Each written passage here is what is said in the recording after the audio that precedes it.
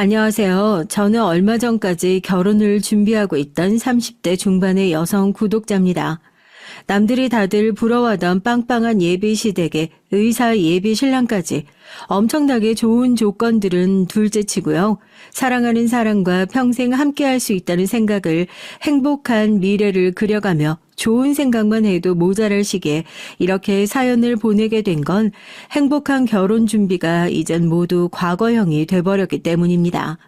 이 사람과 연애를 하면서 결혼을 통해 신데렐라가 되어야겠다는 생각을 해본 적도 없었고 의사 마누라가 되어 평생 놀고 먹고 호의호식할 생각을 했던 것도 아니었는데 이런 일을 통해 아직도 세상엔 그러한 편견을 가진 사람이 너무나 많고 넘기 쉽지 않은 보이지 않는 벽이란 것이 있다는 걸 다시 한번 깨닫습니다. 내가 우리 아들을 어떻게 키웠는데 고작 고한현한테 장가 보내자고 이 녀석 의사 만들어 놓은 줄 아세요? 사람들이 양심이 있어야지. 고한현이 의사 아들 넘보는 게 말이나 돼요? 중내사내해서 이 자리에 앉아있긴 한데 양심에 손을 얹고 한번 대답을 해보세요. 다른 사람도 아니고 그런 생각을 가지고 있는 시어머니 밑에서 굽신거리면서 이 결혼 생활을 다시 이어나가긴 그야말로 제 팔자를 스스로 뒤홍박 팔자로 만드는 일이라는 걸 누구보다 잘 알고 있는 마당에 제 주변에선 아직도 그래도 그렇게 괜찮은 집안이고 서로 좋다고 하는 사이니까 한 번은 서로 이해하고 굽히고 들어갈 수 있지 않냐. 제 등을 떠미는 사람들이 많이 남아있어서 이렇게 사연을 보내게 됐습니다. 대체 얼마나 대단한 집안이고 결혼 준비를 하면서 무슨 일이 있었기에 다른 곳도 아니고 상견례 자리에서 예비 시모에게 저런 소리나 듣고 있냐고요? 그러게요. 참 기가 막힐 노릇입니다. 날 때부터 고아인 사람이 어디 있겠어요. 다행스럽게도 유년 시절은 부모님과 함께 보낼 수 있었습니다. 심지어 외동딸로 태어나서 사랑 많이 받고 자랐죠. 어떨 땐 내가 어렸을 때 남들이 평생 받을 사랑을 다 받고 자라버려서 그래서 부모님이 일찍 내 곁을 떠나버리신 게 아닐까 그런 생각을 할 정도로 말이에요. 부모님께선 평범한 집안에서 자라셔서 성실하게 자기 일을 하시는 분들이었고 남들이 금수저라 부를 정도로 넉넉한 재산과 집안 환경을 물려주신 건 아니었지만 그 누구보다 화목한 유년 시절을 보내게 해주셨다. 전 그거 하나만으로도 충분히 감사하며 평생 살아갈 수 있을 것 같아요. 다현아, 삼촌 왔다. 우리 다현이 수학여행 간다고 해서 이 삼촌이 옷 한 벌 사왔지. 다현아 어떠냐? 삼촌밖에 없지? 와, 삼촌 진짜 감사합니다. 나 진짜 엄마 아빠 다음으로 삼촌이 제일 좋아. 요은석 봐라. 삼촌이 선물 몇 번만 해주면 이 아빠는 아주 뒷전으로 밀려나겠어. 뭘 또 이런 걸 사왔어. 아니다, 네 형수 그동안 고생한 거에 비하면 이건 아주 세 발의 피지. 다현아, 삼촌한테 고마워할 게 아니라 엄마한테 고마워해야 돼. 너 키우기 전에 니네 엄마가 삼촌 키우면서 고생한 거 생각하면 아유, 내가 미안해서 말도 못한다니까. 늘 화목했던 집에 빠지지 않는 또 하나의 가족 구성원. 친구처럼 지내던 저희 삼촌 덕분에 집안의 분위기는 더욱 화기애애하고 좋았어요. 할머니, 할아버지 두 분 다 안 계시고 형제라고 온 꼴랑 아빠랑 삼촌, 거기다 두 형제지간이 10살 차이나 나니 아버지 입장에선 동생이 아니라 거의 아들을 키우는 입장이었을 거예요. 실제로 저도 부모님께 전해 들은 얘기긴 했지만 거의 아들을 키우는 것과 진배 없이 삼촌을 돌보셨다고 하더라고요. 아버지가 일찌감치 일을 시작하신 것도 할머니, 할아버지가 돌아가시고 나서 누군가 가정의 생계를 책임져야만 하는 상황이었고 다른 건 몰라도 막내 동생 공부 잘 시켜서 제대로 된 직장 하나 얻게 해주는 것이 어느 순간부터 아버지에겐 사명감처럼 자리가 잡혔다고요. 전 아주 어렸을 때라 잘 기억이 안 나기도 하는데 삼촌이 대학을 다니고 공부를 할 때까지만 하더라도 저희 집에서 함께 살면서 지냈던 시절이 있었다고 해요. 부모님께선 삼촌에게 공부에만 매진하라고 이렇게 우리가 희생하는데 다 그런 이유가 있다고 괜히 아르바이트니 뭐니 다른 거 한다고 나서면서 정작 해야 할 일 못하고 시기 놓쳐서 공부 못하고 후회하지 말고 목표 달성하고 나서 은혜를 갚고 뭐 하고 하는 것도 다 나중에 하라고요. 그렇게 삼촌은 어려운 집안 환경에도 불구하고 본인이 하고 싶은 공부 마음 편하게 형과 형수 지원 받아가면서 실컷 할 수 있었던 거죠. 당시엔 어렸을 때라 그게 얼마나 부모님의 큰 희생과 결심이 필요한 일인지 알지 못했는데 지금 제가 그 당시 삼촌의 나이가 되어보니까 알겠더라고요.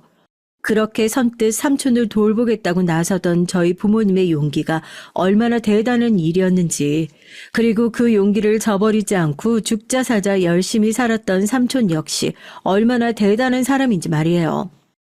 다현아, 너 정말 부모님 말씀 잘 듣고 공부도 열심히 해야 된다. 삼촌은 말이야, 사람 인생에서 다음 생이라는 게 있다고 믿는 사람이거든.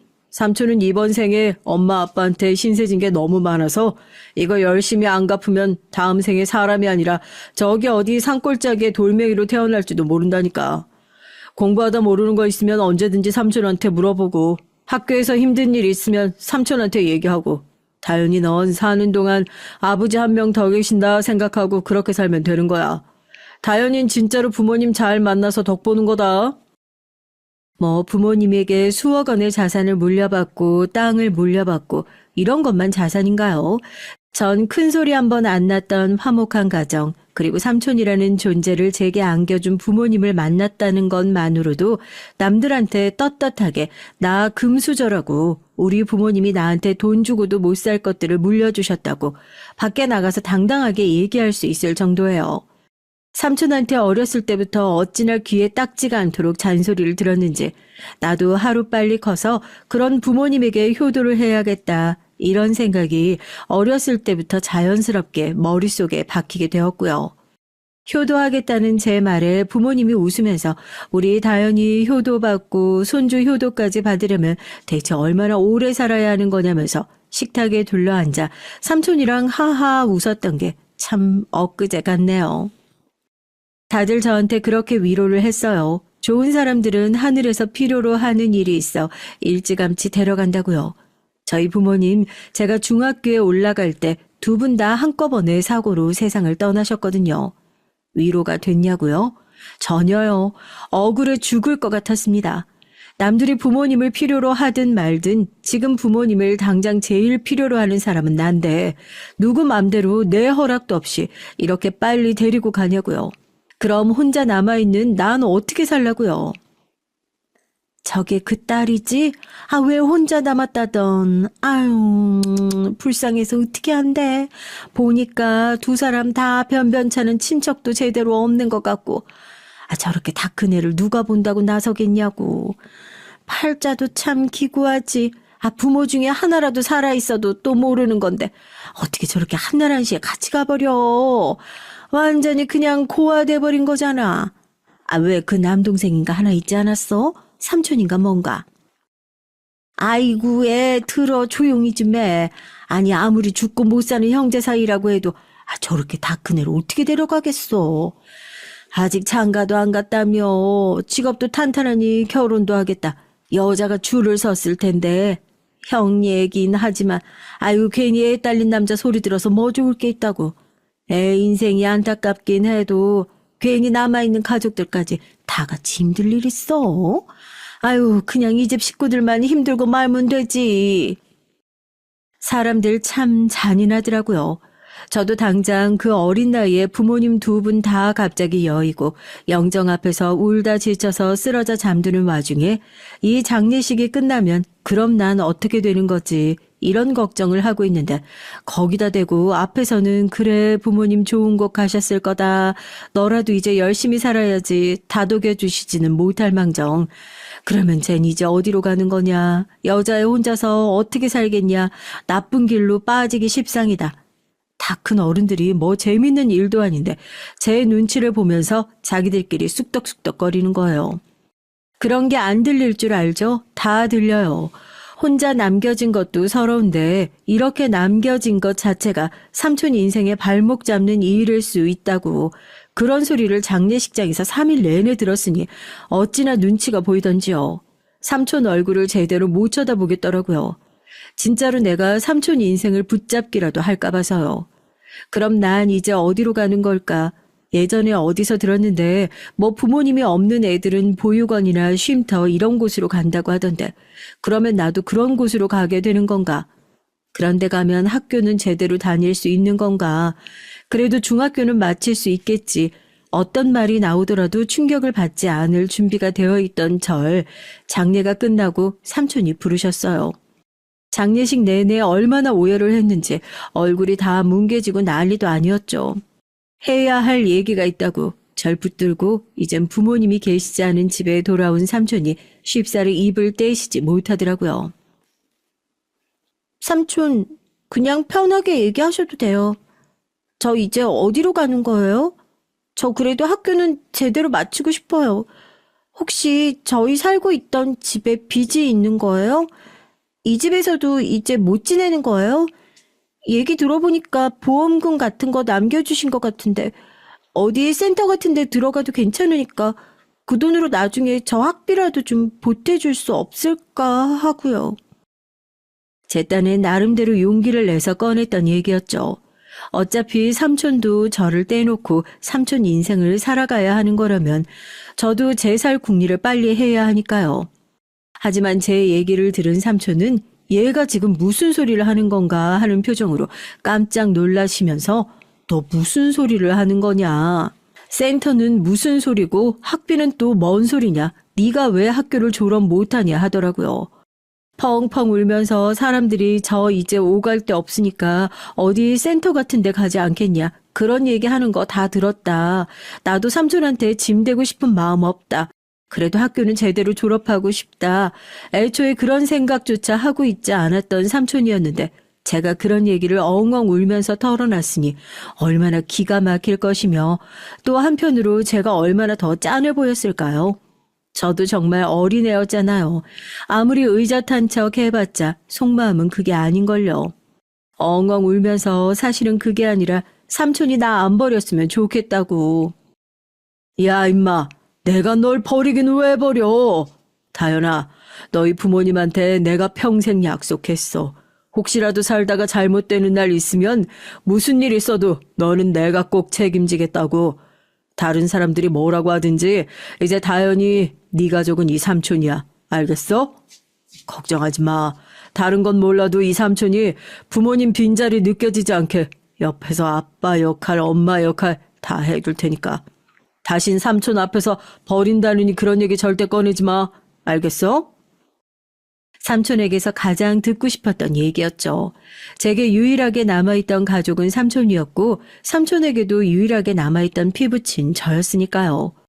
부모님이 그런 얘기를 하신 적이 있으세요. 니네 삼촌은 다른 건 몰라도 약속 하나는 정말 잘 지키는 사람이라고요. 저희 아버지가 하고 싶었던 것들을 다 포기하고 일찌감치 일을 시작하면서 삼촌의 뒷바라지를 할 수 있었던 이유도 그런 삼촌의 의지력 때문이었답니다. 아빠의 목, 엄마의 목까지 다 하면서 제가 크는 동안 부모님이 없다는 빈자리를 느끼지 않게 해주겠다는 그 약속을 삼촌은 정말이지 꼭 지켜주셨어요. 일 때문에 항상 바쁜데도 불구하고 운동회며 졸업식이며 학부모 회의까지 학교에서 무슨 행사를 한다고 하면 한 번도 빼놓지 않고 늦더라도 쫓아와 주셨으니까요.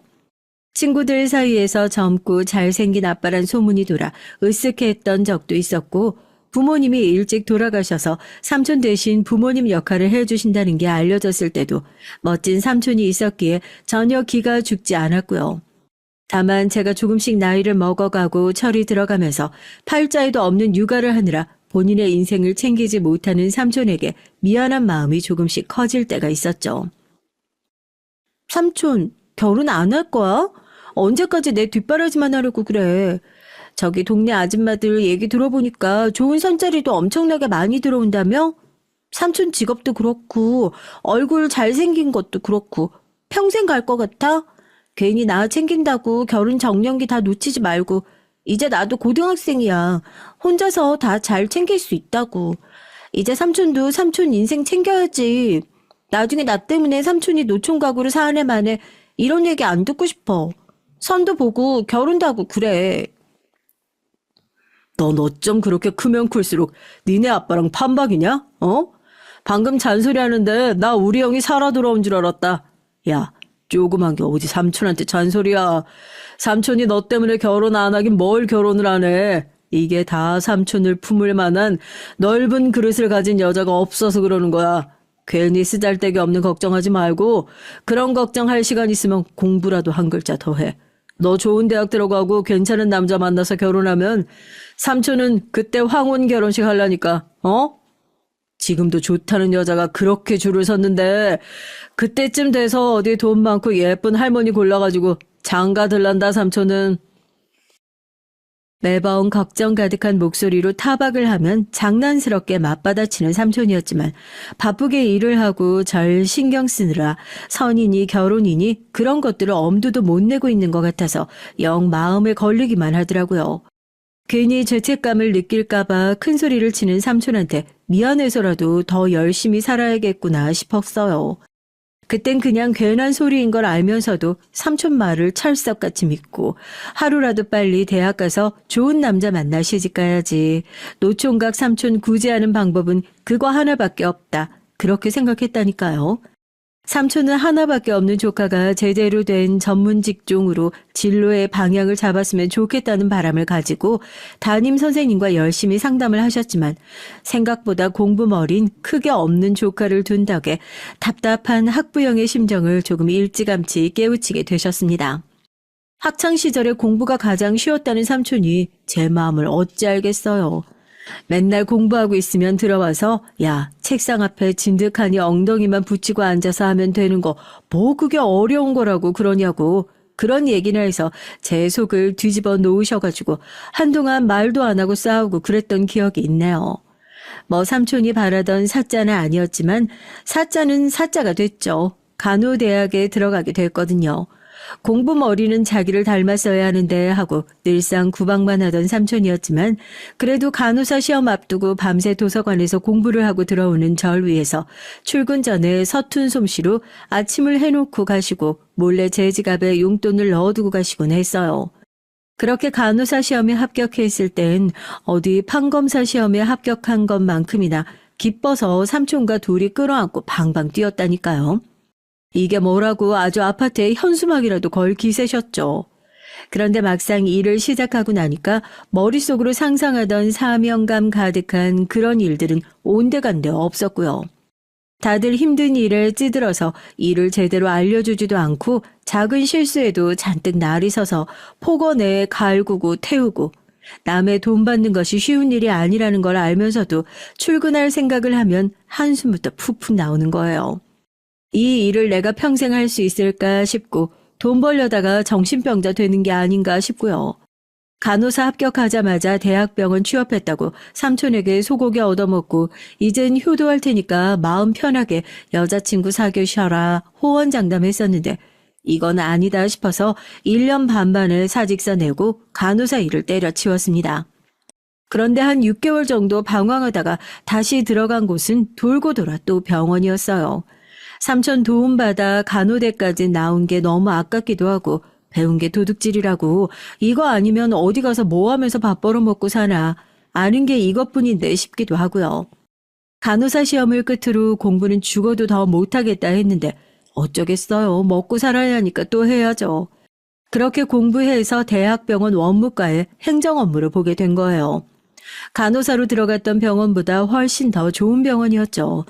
막상 또 들어가서 일을 시작해 보니까요. 이게 내 천직이다 싶어요. 내 할 일만 잘하면 되고 간호사 시절에 그랬던 것처럼 사람들이랑 싸우고 부딪히는 일도 훨씬 덜하고요. 거기다가 아무래도 간호사로 일을 해봤던 경험이 있으니까 다른 사람들보다 병원에 대한 이해도가 좀 있어서 언제 뭐가 필요한지 그런 것들도 금방금방 알고 일 시작한 지 얼마 안 돼서 금세 사람들 입에 일을 잘하는 신규 직원 들어왔다고 오르내릴 정도로 인정받는 직원이 되어 있었죠. 선생님, 차트 챙겨가셔야죠. 아, 감사해요. 오늘 정신이 하나도 없어서 매번 뭘 이렇게 까먹고 가는지 모르겠네요. 맨날 말만 고맙다고 하는데 내가 다음번에 정말 밥 한번 살게요. 회사에서 일 잘하는 걸로 인정받는 것만으로도 뿌듯하죠. 돌아가신 부모님께서 이 모습을 보시며 얼마나 좋아하실죠. 일 열심히 하다 보니까 좋은 인연들은 자연스럽게 따라오더라고요. 예비 신랑과의 만남도 병원에서 자연스럽게 이루어졌어요. 처음엔 보고 그랬어요. 어떻게 저렇게 칠칠 맞은 사람이 의사가 됐을까 하고요. 사람 좋고 자기 일에 사명감도 있어 보이고 저도 병원에서 일을 해봐서 알지만 어쩔 때 보면 의사들은 왜 저렇게 같은 얘기를 해도 피도 눈물도 없는 것처럼 정이 뚝뚝 떨어지게 얘기를 할까 찔러도 피 한 방울 안 나올 것 같은 사람이 참 많거든요. 예비 신랑은 좀 달랐죠. 기억력이 어찌나 좋은지 자기 담당도 아닌 환자들, 보호자들 붙들고 오늘은 좀 괜찮으세요? 여기는 좀 어떠세요? 하고 물어보기도 하고 원무과에 있는 직원들이랑 의사 선생님들이랑 마주칠 일이 뭐 얼마나 있다고요. 그런데도 제 이름을 정확하게 기억하고 있는 걸 보고 깜짝 놀라기도 했어요. 그런데 또 칠칠 맞은 구석이 있어서 올 때마다 차 키며 지갑이며 차트며 뭘 그렇게 흘리고 다니는지 제가 그 물건 챙겨가지고 몇 번 가져다 줬다니까요.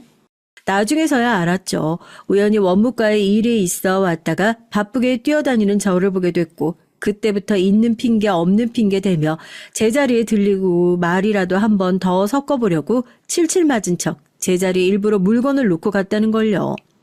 그것도 까맣게 모르고 전 그냥 내가 그동안 챙겨서 갖다 준 살림살이만 하더라도 한 트럭은 되니까 양심적으로 밥은 한 번 사는 게 맞지 그냥 그렇게만 생각했다니까요.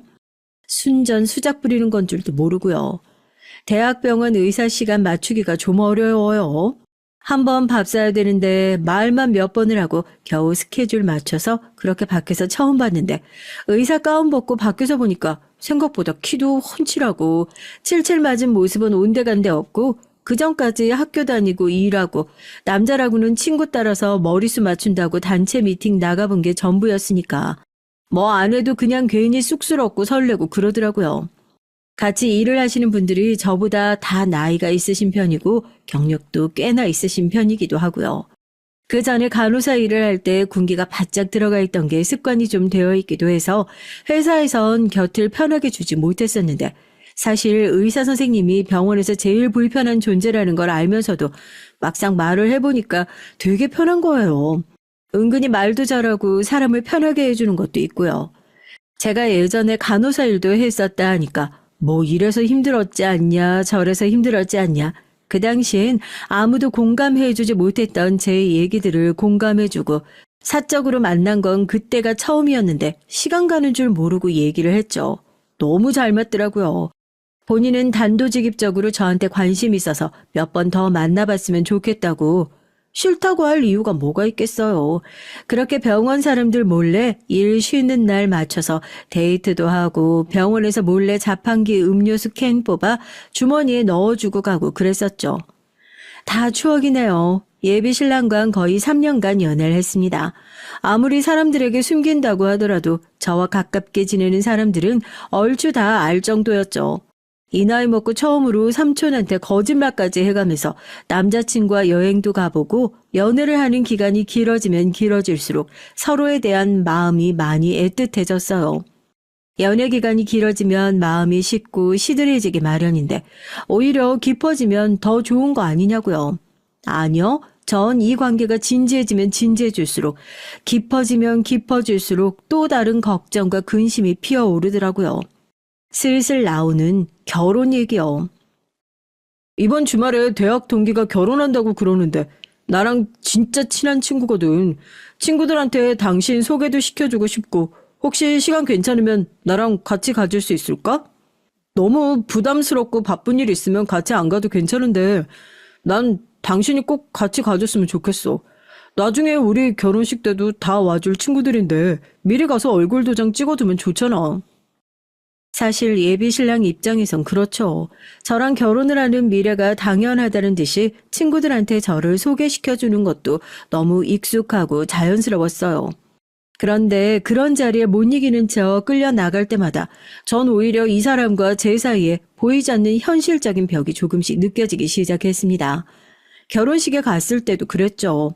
어렸을 때부터 같은 학원에 다니고 같은 학교를 다녀서 그런지 너무나 친한 친구 사이들, 이 사람이 이렇게 여자친구를 행사에 데리고 와서 소개시켜주는 것도 처음이라고 대체 어떤 사람인지 다들 궁금했었다고 하더라고요. 서로 소개를 하겠다고 앞다투어 명함을 내미는데 받아든 명함에 써있는 직함들이 하나같이 어느 대학병원, 개원의, 당연하죠. 의대 동문대 사이에서 뜬금없이 사무직이 나오는 것도 이상하잖아요. 머쓱하게 웃으면서 저도 같은 병원에서 근무하고 있다고 하니까 어느 과냐, 어느 대학 나왔냐 웃으면서 물어보던 동기들이 저는 의사가 아니고 같은 병원 원무과에 일하고 있다 대답을 하니 분위기가 싸하게 가라앉는 게 느껴지더라고요. 원무과요 하는 대답과 함께요. 저도 사람인데 그 정도 눈치는 있죠. 방금 전까지 대체 어떤 사람인지 궁금하다면서 앞다퉈서 눈을 반짝이며 저에게 대체 궁금해했던 사람들의 눈빛이 묘하게 무시라는 눈빛으로 바뀌는 것을요. 이 사람이 병원에서 일을 얼마나 잘하는지 서로 데려가려고 난리라니까. 내가 오죽하면 온갖 수작 부리면서 말 한번 붙여보려고 쫓아다녔다고. 능력으로 따지면 나보다 한 수 위야. 한 수가 뭐야, 두 수. 아니, 세 수는 위지. 예비 신랑의 얘기에도 친구들은 어색하게 웃으면서 그러냐고 대충 맞장구를 칠 뿐이었고 민망함에 얼굴이 핫핫해지더라고요. 내가 무슨 부귀영화를 누리자고 여기 따라온다고 했을까 후회도 되고 이래서 사람들이 끼리끼리 수준 맞춰 만나야 하는 건가 괜한 자격지심이 올라오는 것 같아서 예비 신랑한테 괜히 잠깐 화장실 좀 다녀오겠다고 하고 자리를 비웠습니다. 어차피 한번 얼굴 보고 말 사람들인데 뭐라고 하든지 크게 자존심 상할 일이 뭐가 있나 싶어서 화장실 칸 안에 들어가 심호흡을 하고 마음을 진정시키고 나가려고 하는데 그때 밖에서 누군가 대화를 하는 소리가 들리더라고요. 문을 열고 나가려는데 예비 신랑의 이름이 딱 들려서 문을 열다 말고 멈칫하게 됐어요. 좋은 얘기는 아니었거든요. 나가기에 썩 좋은 타이밍이 아니다 싶었죠. 동원이 걔 진짜 결혼할 생각인가? 걔네 아버지 병원도 꽤 잘 나가지 않아? 괜찮은 여자 만날 줄 알았더니 얼굴은 예쁘장하게 생겼는데 완전 별 볼 일 없는 여자잖아? 병원에서 일한다고 그러게 최소 의사 정도는 될 줄 알았더니 하여튼 그것도 집안 내력인가 봐. 그러게 걔네 엄마도 간호사 하다가 들어앉은 거지? 근데 왜 원래 같은 출신들끼리 더 싫어하는 법이라고. 내가 보기엔 걔네 엄마가 더 죽어라고 허락 안 해줄걸? 내가 걔네 엄마 만나봐서 알잖아. 우리 아들은 뭐 최소 미국에서 유학하고 어쩌고 저쩌고. 하여튼 본인이 수준 딸려서 그런지 며느리 잘 보려고 꽤나 용 쓰시는 것 같은데 속 좀 쓰리실 듯. 예비 시아버지께서 꽤나 큰 병원을 하고 있다는 건 이미 듣고 있어서 알고 있었지만 막상 이렇게 거기에 비하면 여자가 너무 떨어지지 않냐 확인 사살을 당하니 제가 없이 살고 초라하게 지내왔던 것도 아닌데 왜 그렇게 기분이 안 좋던지요.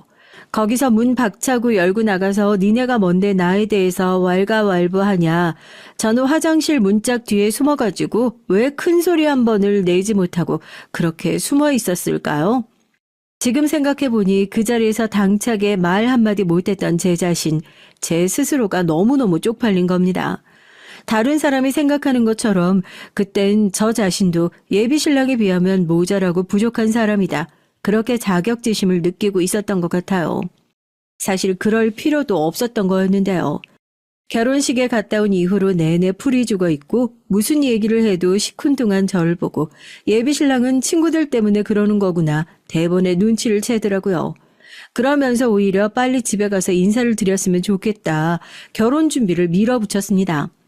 그동안 결혼에 대한 얘기는 몇 번이나 계속 나왔지만 뭔가 마음의 준비가 딱 하고 내려지지 않은 것도 있었고 거기다 결혼식장에서 있었던 일도 있으니 제 마음은 더욱 혼란스러운 상태였고요. 언제까지 이런 마음을 숨길 것도 아니다 싶어서 그냥 솔직하게 얘기를 했어요. 집안 반대를 이겨낼 자신이 없다고요. 결혼식장에서 당신도 봤잖아. 나 당신 친구들이 나쁜 사람이라고 생각 안 해. 누구나 다 그렇다고 생각할 거야. 차이 나는 결혼일 거라고. 부모님은 반대 안 하시겠어? 더 하셨으면 더 하셨지 덜 하실 거라고는 생각 안 해. 결혼은 현실이라고 그게 너무 걱정돼. 3년 동안 연애하면서 당신 옆에서 제일 많이 봐왔던 게 나야. 그리고 당신이 몰라서 그렇지 우리 어머니도 간호사 출신이었어. 어머니랑 아버지 결혼할 때 그래서 집안 반대 심하셨고 그런 거 이겨내고 제일 잘 사시는 분들이야. 같은 이유로 반대 안 하실 거야. 오히려 더 이해해 주셨으면 이해해 주실 거야. 그런 반대 이겨내고 하신 결혼이니 당신에 대해 거는 기대가 크실 거다. 거기다 대고 차마 그 소리 안 나오더라고요. 자기 부모님이 절대 그럴 뿐 아니니까 걱정하지 말고 나에 대한 마음만 흔들림 없으면 결혼 허락 받으러 가자 얘기하는 예비신랑에게 알겠다 대답할 수밖에 없었습니다. 제가 병원에서 남자친구를 만나고 있다는 사실을 알고 있던 삼촌에게도 결혼 얘기를 꺼냈죠. 언제 다 커서 이제 시집 간다는 소리를 하냐면서 울컥 하시면서 이제 시집 갈 준비하는 사람이 얼굴에 뭐가 그렇게 근심이 많냐 걱정하시더라고요. 뭐 마음에 걸리는 거라도 있어? 왜? 그 집에서 반대라도 하는 거야? 우리 집에는 언제 인사 오려고?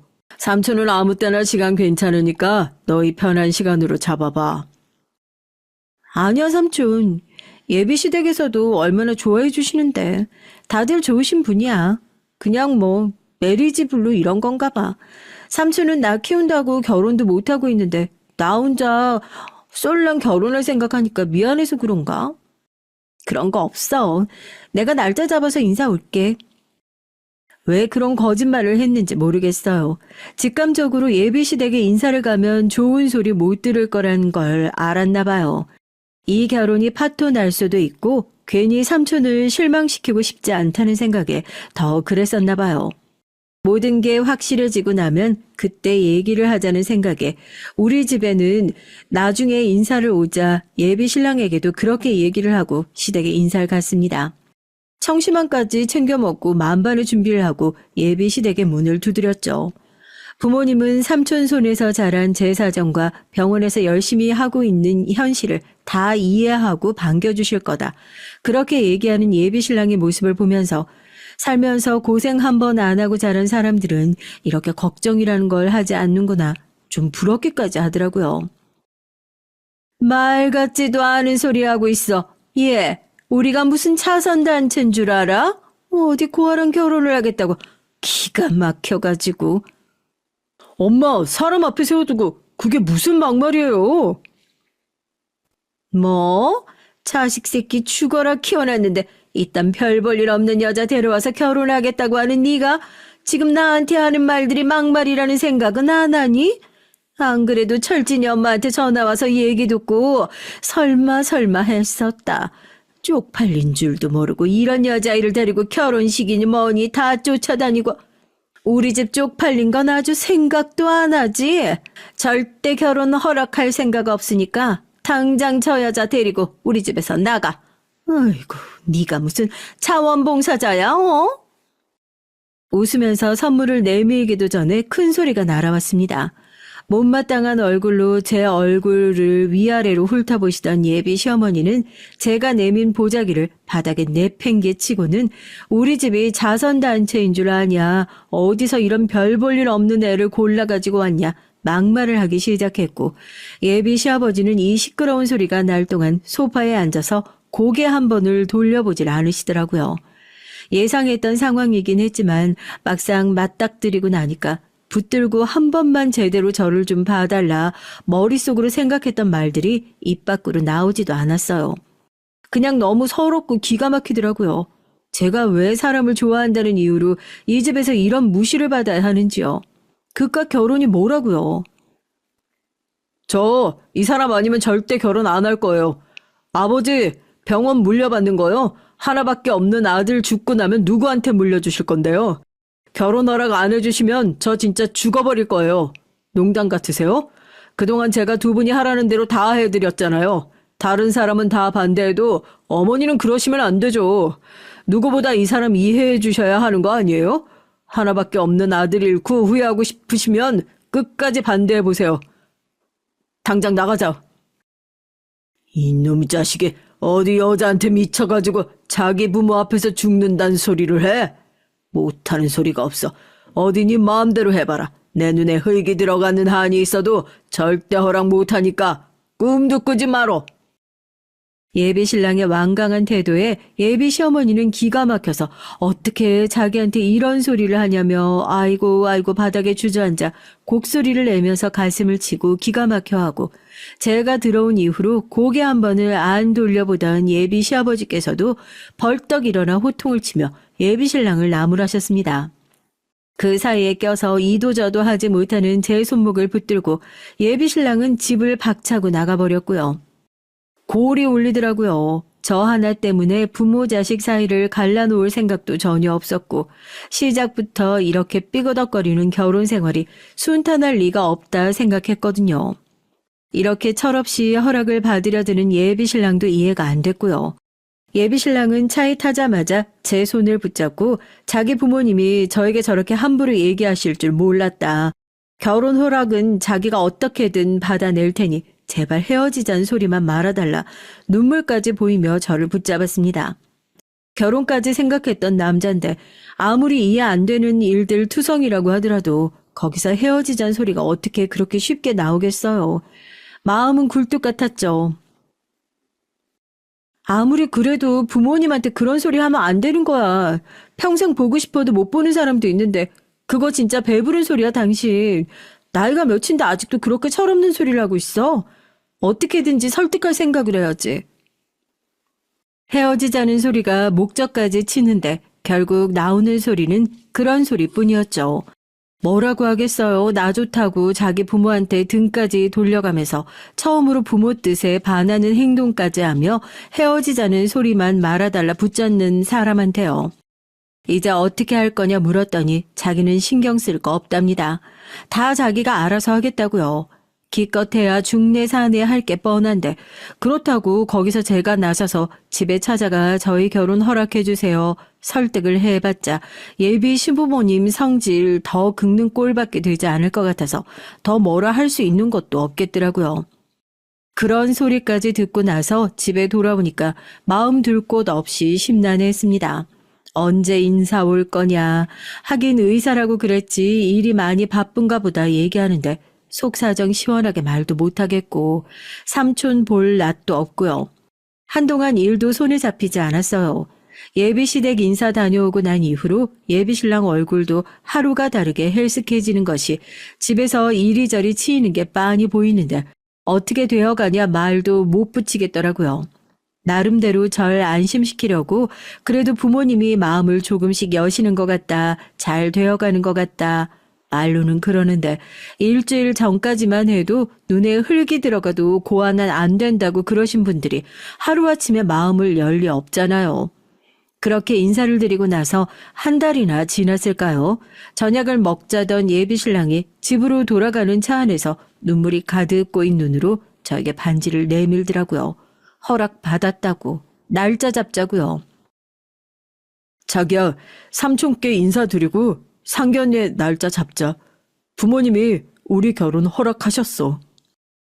그게 정말이냐고, 정말 좋은 마음으로 우리 결혼 허락하신 거 맞냐고 몇 번이나 되물었죠. 그렇답니다. 마음속으로는 너무 기뻤지만 솔직히 믿기지가 않더라고요. 마지막으로 예비시댁에서 홀대받았던 기억이 너무 컸던 탓이었겠죠. 자식 이기는 부모 없다고 아마 예비신랑이 중내사내 끈질기게 허락한 끝에 마음을 돌리셨겠지만 그래도 이렇게라도 허락을 받아 결혼을 할 수 있게 됐다는 것이 그 당시엔 어찌나 기쁘던지요. 그래도 제대로 된 허락을 받아 저도 이제 당당하게 삼촌에게 인사를 드리고 허락을 받을 수 있게 됐다는 게 너무 행복했습니다. 결혼이 언제 엎어질지도 모른다는 것이 불안해서 주변 사람들에게 예비 신랑과 만나고 있다는 사실을 제대로 말도 못하고 꽁꽁 숨기고 있었거든요.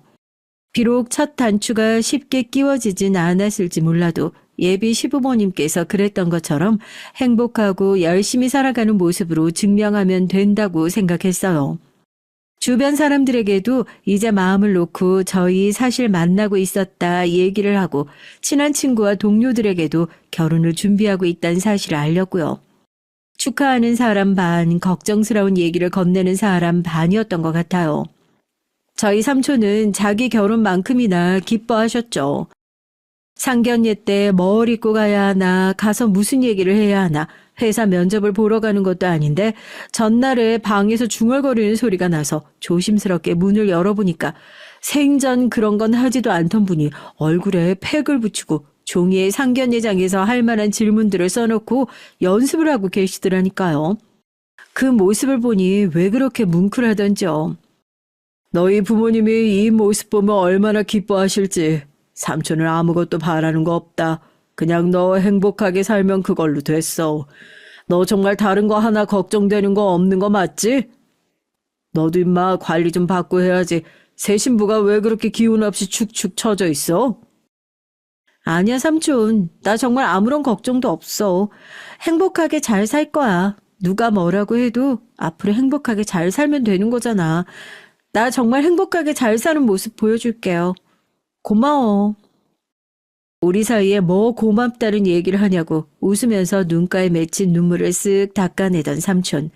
그때까지만 하더라도 제가 했던 다짐처럼 누가 뭐라고 하든 앞으로 행복하게 잘 살기만 하면 그만이다. 지금까지 있었던 안 좋았던 일들은 그냥 기억 속에 지워버리자 했어요. 예비 시부모님이 완전히 마음을 열었을 거라 굳게 믿었으니까요. 그렇게 상견례장으로 향했습니다. 말씀 많이 들었습니다. 처음 뵙겠습니다. 다연이 삼촌 되는 사람입니다. 어렸을 때부터 부모 역할을 하면서 키워와서 거의 아버지나 다름없어요. 다른 건 몰라도 부모 없는 애 소리 안 듣게 하려고 모자람 없이 엄하게 키웠습니다. 어렸을 때부터 너무 엄하게 키워서 어쩔 땐 힘든 게 있어도 힘들다 말도 못하고 속으로 앓기만 할 때가 있어 그게 늘 마음이 쓰이고 걱정입니다. 이렇게 아들 훌륭하게 잘 키워내신 좋은 분들이니 그런 부분까지 잘 굽어 살펴주실 거라 생각이 들어 든든합니다. 앞으로 한 가족이라 생각하고 저도 도울 일 있으면 언제든 돕겠습니다. 모쪼록 저희 다연이 잘 좀 부탁드리겠습니다. 항상 제 앞에서 장난스럽고 자상한 모습만 보여주던 삼촌이었는데 상견례장에서 예비 시부모님을 뵙자마자 악수를 청하고 고개를 꾸벅 숙여 인사하며 진지한 모습으로 얘기를 건네는 삼촌의 모습을 보니 삼촌은 참 예나 지금이나 한결같이 내 곁에서 부모님처럼 든든한 기둥 같은 존재가 되어주셨구나 싶어 새삼 감사한 마음이 들더라고요. 제가 당황했던 건 시부모님의 태도였습니다. 상견례 날짜까지 잡힌 마당에 당연히 이제 결혼에 대해선 전혀 반대하는 마음이 없으실 거다 생각했었는데 고개까지 꾸벅 숙이는 저희 삼촌의 인사를 보고서도 듣는 둥 마는 둥 하는 태도에 저도 당황하고 예비 신랑이 대답을 안 하냐는 식으로 예비 시아버지의 옆구리를 쿡쿡 찔렀으니까요. 그때 알았어야 했는데요. 그 두 분이 정말 아들의 고집과 성화에 못 이겨서 어쩔 수 없이 이 자리에 앉아 있다는 것을 말입니다. 인사를 하려고 왔다 갔다 하면서 예비시댁 쪽에서 저를 반대한 내막에 대해 전혀 모르고 있었던 삼촌이었기에 그런 쎄한 분위기를 전혀 눈치채지 못하셨죠. 다행이라고 해야 할지 불행이라고 해야 할지요. 어색한 정적을 깬답시고 삼촌은 예비신랑 칭찬을 하기 시작했어요. 외모도 뛰어나고 요즘에 이렇게 사명감 투철한 의사 찾아보기 여간 힘든 게 아니라면서요. 그런데 이 얘기 가만히 듣고 있던 시모, 아무리 생각해봐도 그렇게 뛰어난 자기 아들이 이 집에 장가가는 게 억울해 미치는 모양이었나 봅니다. 거기서 제대로 긁혀버린 거였죠. 그러니까요. 양심이라는 게 있으면 애초에 덤빌 생각을 안 했을 텐데요. 엄마, 제발 좀. 예? 방금 뭐라고 하셨습니까? 음식이 나오기도 전이었어요. 저희가 들어왔을 때부터 얼굴에 짜증나는 기색을 내내 풍기고 있던 시모가 결국 아들의 만류에도 불구하고 냅킨을 팩 집어던지고 본색을 드러냈죠. 내가 우리 아들을 어떻게 키웠는데 고작 고한년한테 장가 보내자고 이 녀석 의사 만들어 놓은 줄 아세요? 사람들이 양심이 있어야지. 고한년이 의사 아들을 넘보는 게 말이나 되냐고요. 중내 사내에서 이 자리에 앉아있긴 한데 양심에 손을 얹고 한번 대답을 해보세요. 죄송합니다. 엄마, 지금 다 불러놓고 뭐하는 짓이에요? 삼촌한테 기어이 이런 꼴을 보이게 되는구나. 죄송해서 고개만 푹 숙이고 삼촌 손을 꼭 붙들고 아무런 말도 하지 못하는 저를 보던 삼촌은 기가 차다는 듯이 하하고 한숨을 쉬더니 너 이딴 집구석에 시집 가겠다고 그동안 애걸복걸 했었던 거냐 하고 한마디 하시더군요. 예비 시부는 그 말에 또 뭐요? 이딴 집구석 하고 발끈해서 자리를 박차고 일어났고요. 상견례장은 순식간에 아수라장이 되었습니다. 삼촌은 제 손을 한번 꽉 붙잡더니 고개를 들라고 네가 뭐 잘못해서 이렇게 고개 숙이고 있냐고 하시더군요. 그러더니 테이블에 삼촌 명함을 탁 하고 내려놨습니다. 명함을 집어든 시부모님의 눈이 동그랗게 커졌죠. 이게 뭐냐고, 이게 진짜냐고 하면서요. 고아요? 누가 고아입니까? 이해 하나밖에 없는 내 식구입니다. 넌 왜 고개 숙이고 있어? 네가 고아야? 내가 널 얼마나 귀하게 키웠는데 이딴 버러지 같은 인간들한테 고개를 숙여? 왜? 내가 부장검사고 이 애가 부장검사 조카라고 하니까 네 별 꼴 같지도 않은 아들 넘볼 수 있는 그런 사람 같고 그래? 고아는 내 사랑하는 조카 같은 애를 두고 하는 소리가 아니라 당신들처럼 아직도 사람한테 계급이 있다고 생각하고 어줍지 않게 돈 좀 있다고 사람 무시하고 막상 자기보다 잘난 사람 앞에서는 빌빌거리는 그런 가난한 머리통 들고 다니는 사람들 밑에서 나온 그런 부모 같지도 않은 부모를 둔 당신 아들 같은 인간을 두고 고아라고 하는 거야. 똑똑히 들어. 고작 고아놈한테 시집 보내자고 나도 죽자 사자 내 조카 키워둔 거 아니야. 감히 고아놈이 우리 조카 놈 보는 게 말이나 된다고 생각해? 다현아, 일어나라. 이딴 거지 같은 인간들이랑 한순간도 더 말 섞고 싶지 않으니까. 자리에서 일어난 삼촌이 예비 시부모님께 쏘아붙이고 벙찐 두 사람이 그제서야 삼촌께서 이런 일을 하시고 계신 줄 미처 몰라 뵀었다. 부모님이 안 계신 줄로만 알고 그랬었다. 우물쭈물 얘기를 하더군요. 삼촌 말대로 막상 자기보다 잘난 사람 앞에서 빌빌거리는 그런 한심한 인간의 모습을 바로 눈앞에서 보는데 얼마나 한심하던지요. 예비 신랑은 그런 부모를 뒀다는 것이 또 얼마나 쪽팔렸겠습니까? 제 손목을 잡고 자리를 떠나려는 삼촌 앞에 털썩 무릎을 꿇더군요. 자기 부모님이 잘못한 거 100번 1000번 이해하니 한 번만 용서해달라고 다시 생각해달라면서요.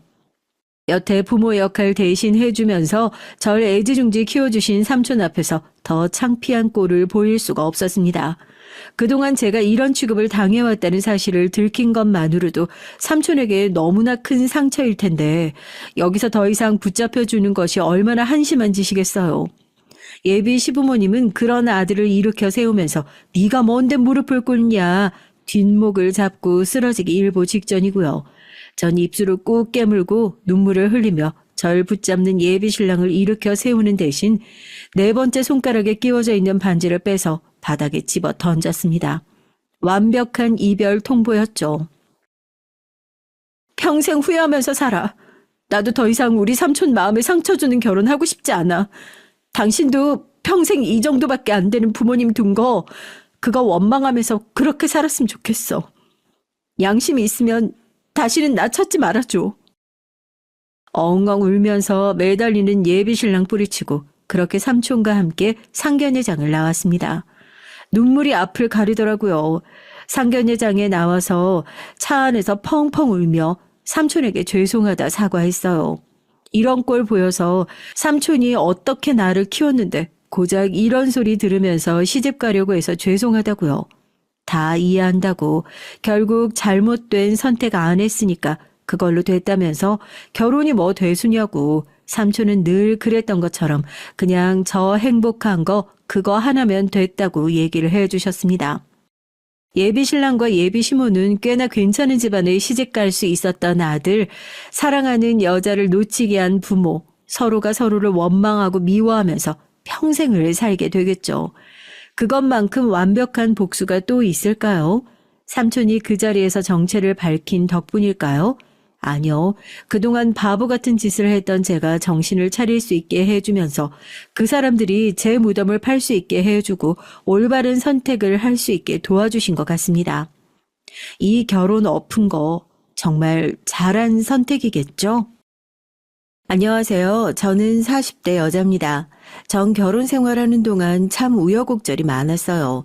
제 사연을 들어주시는 유부 선배님들도 당연히 공감하시겠지만 평생 다르게 살아온 남남이 만나 가정을 이루고 산다는 게 쉬운 일이 아니라는 걸 다들 잘 아실 겁니다. 결혼하고 나서 너무 힘들어서 포기하고 주저앉고 싶었던 순간이 많았어요. 제가 결혼이라는 걸 너무 쉽게 생각했나 봐요.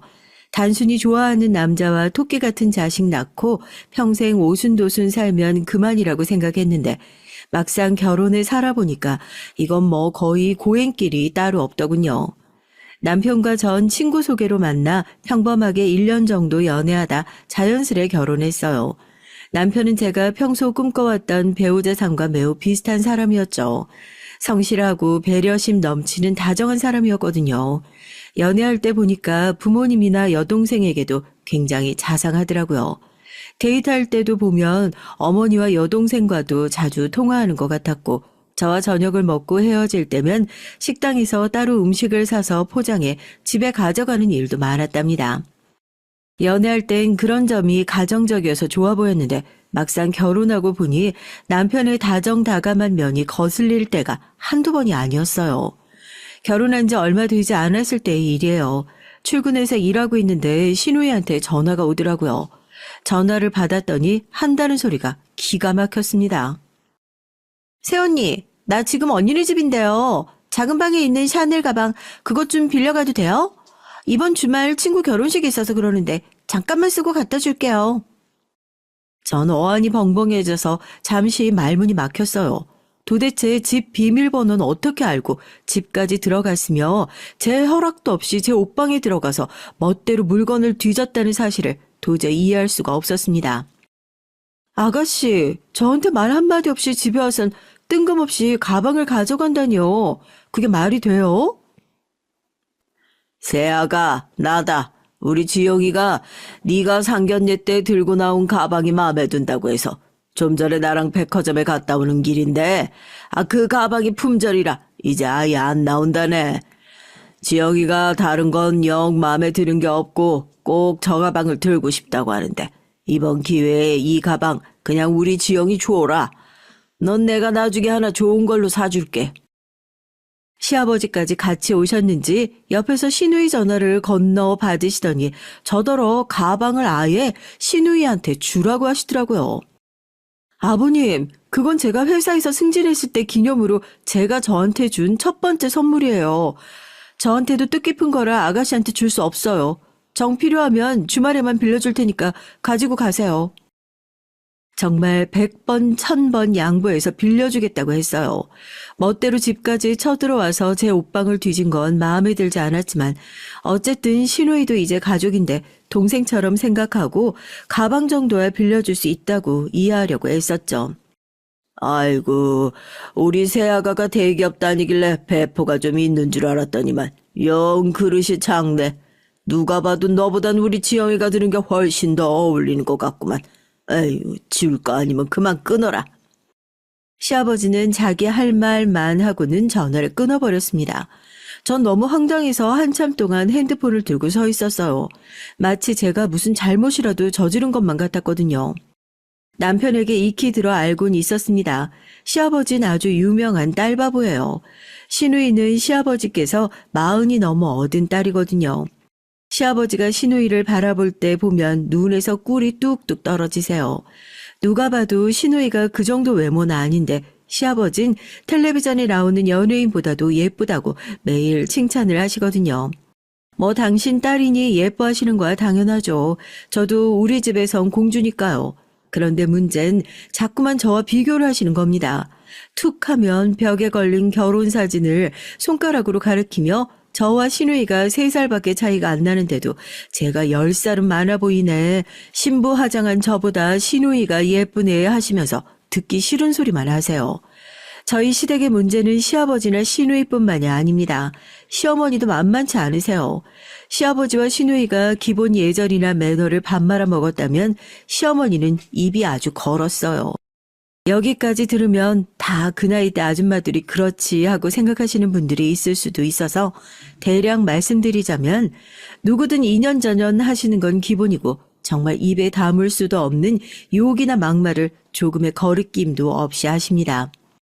상견례 때도 남편이 시어머니에게 신신당부를 했어요. 제발 처가 식구들 앞에서 말 조심하시라고요. 그런데도 남편의 당부가 무색할 만큼 시어머니는 거침이 없었습니다. 상견례라는 게 애초에 양가 부모님이 결혼 준비로 상의해야 할 일들을 얘기하는 자리인데 어쩌다 보니 누구누구 자식이 더 잘났다 자랑하는 자리가 되어버렸어요. 시작은 시부모님이었죠. 남편이 대학 때부터 인기가 많아서 쫓아다니는 여자들이 많았네로 시작해서 동네 사람들이 남편 중매 서려고 줄을 섰다는 얘기까지 하셨습니다. 상견례 자리에서 굳이 안 해도 될 얘기를 말이죠. 그랬으니 저희 친정 부모님도 가만히 계시지 않았죠.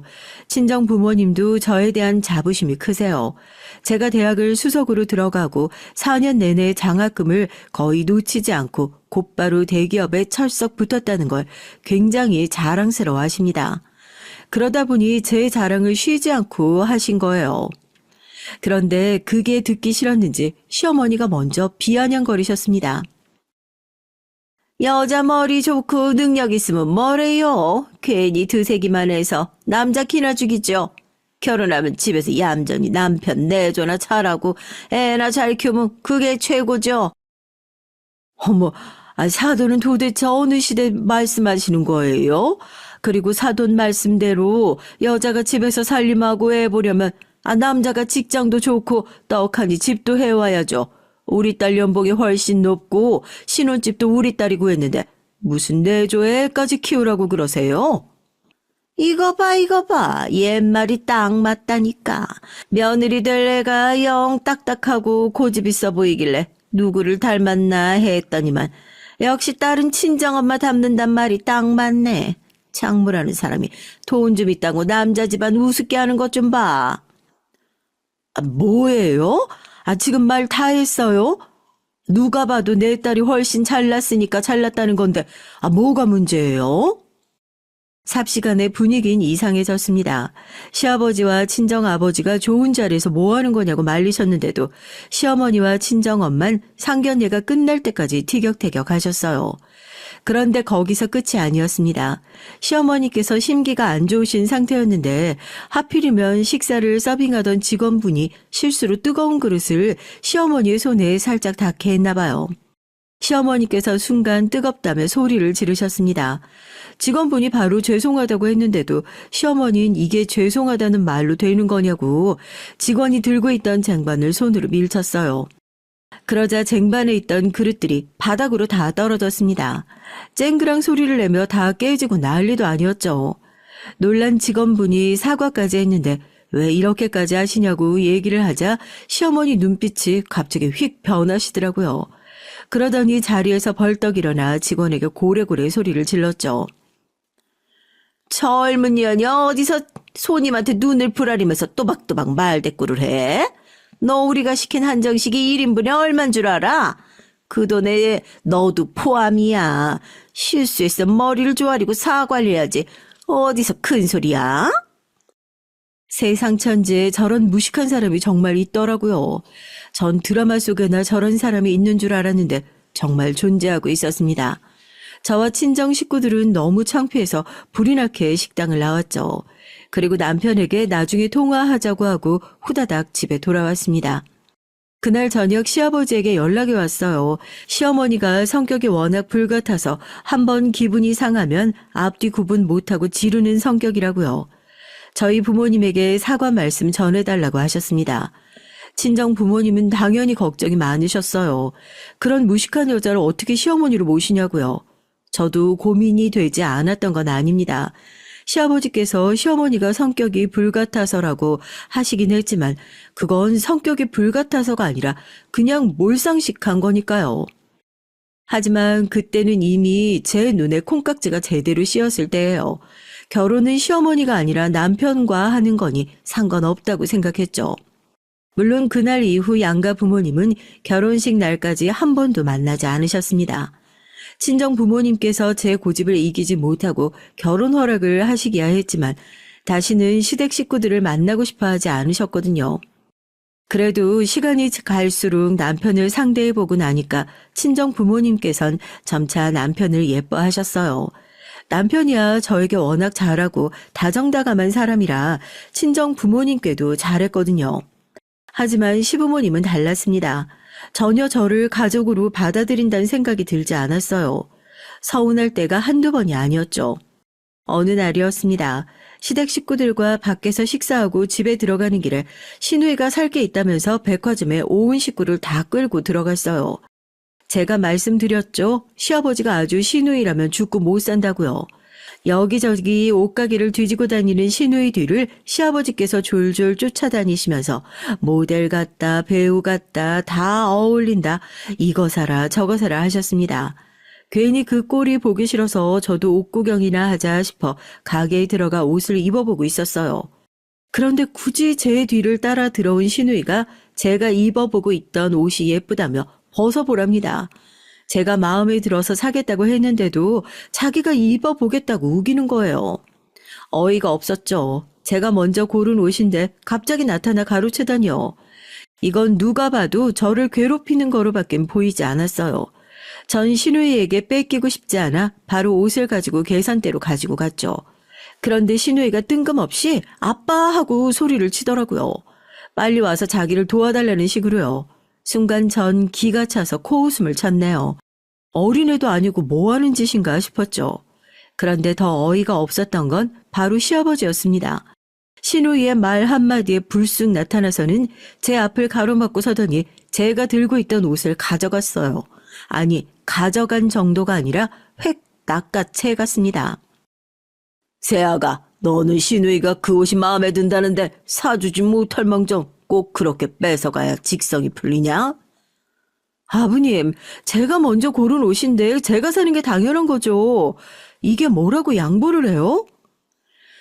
어떨 때 보면 시아버지는 시누이를 5살 아이로 생각하는 것 같았습니다. 딸이 부른다고 쪼르르 달려와서 며느리한테 옷을 달라니요. 근데 더 기가 막혔던 건 시아버지가 말도 안 되게 유치하게 굴었다는 겁니다. 자, 그럼 여기 있는 사람들한테 한번 물어볼까? 그 옷 누구한테 더 잘 어울리는지. 진영아, 네가 말해봐라. 이 옷 네 동생한테 더 잘 어울리지? 정말 은근슬쩍 사람 꼭지 돌게 하는 데는 달인 같았습니다. 옷을 들어올리며 남편에게 시누이에게 더 잘 어울리지 않냐고 묻더라고요. 순간 전 얼굴이 다 빨개졌어요.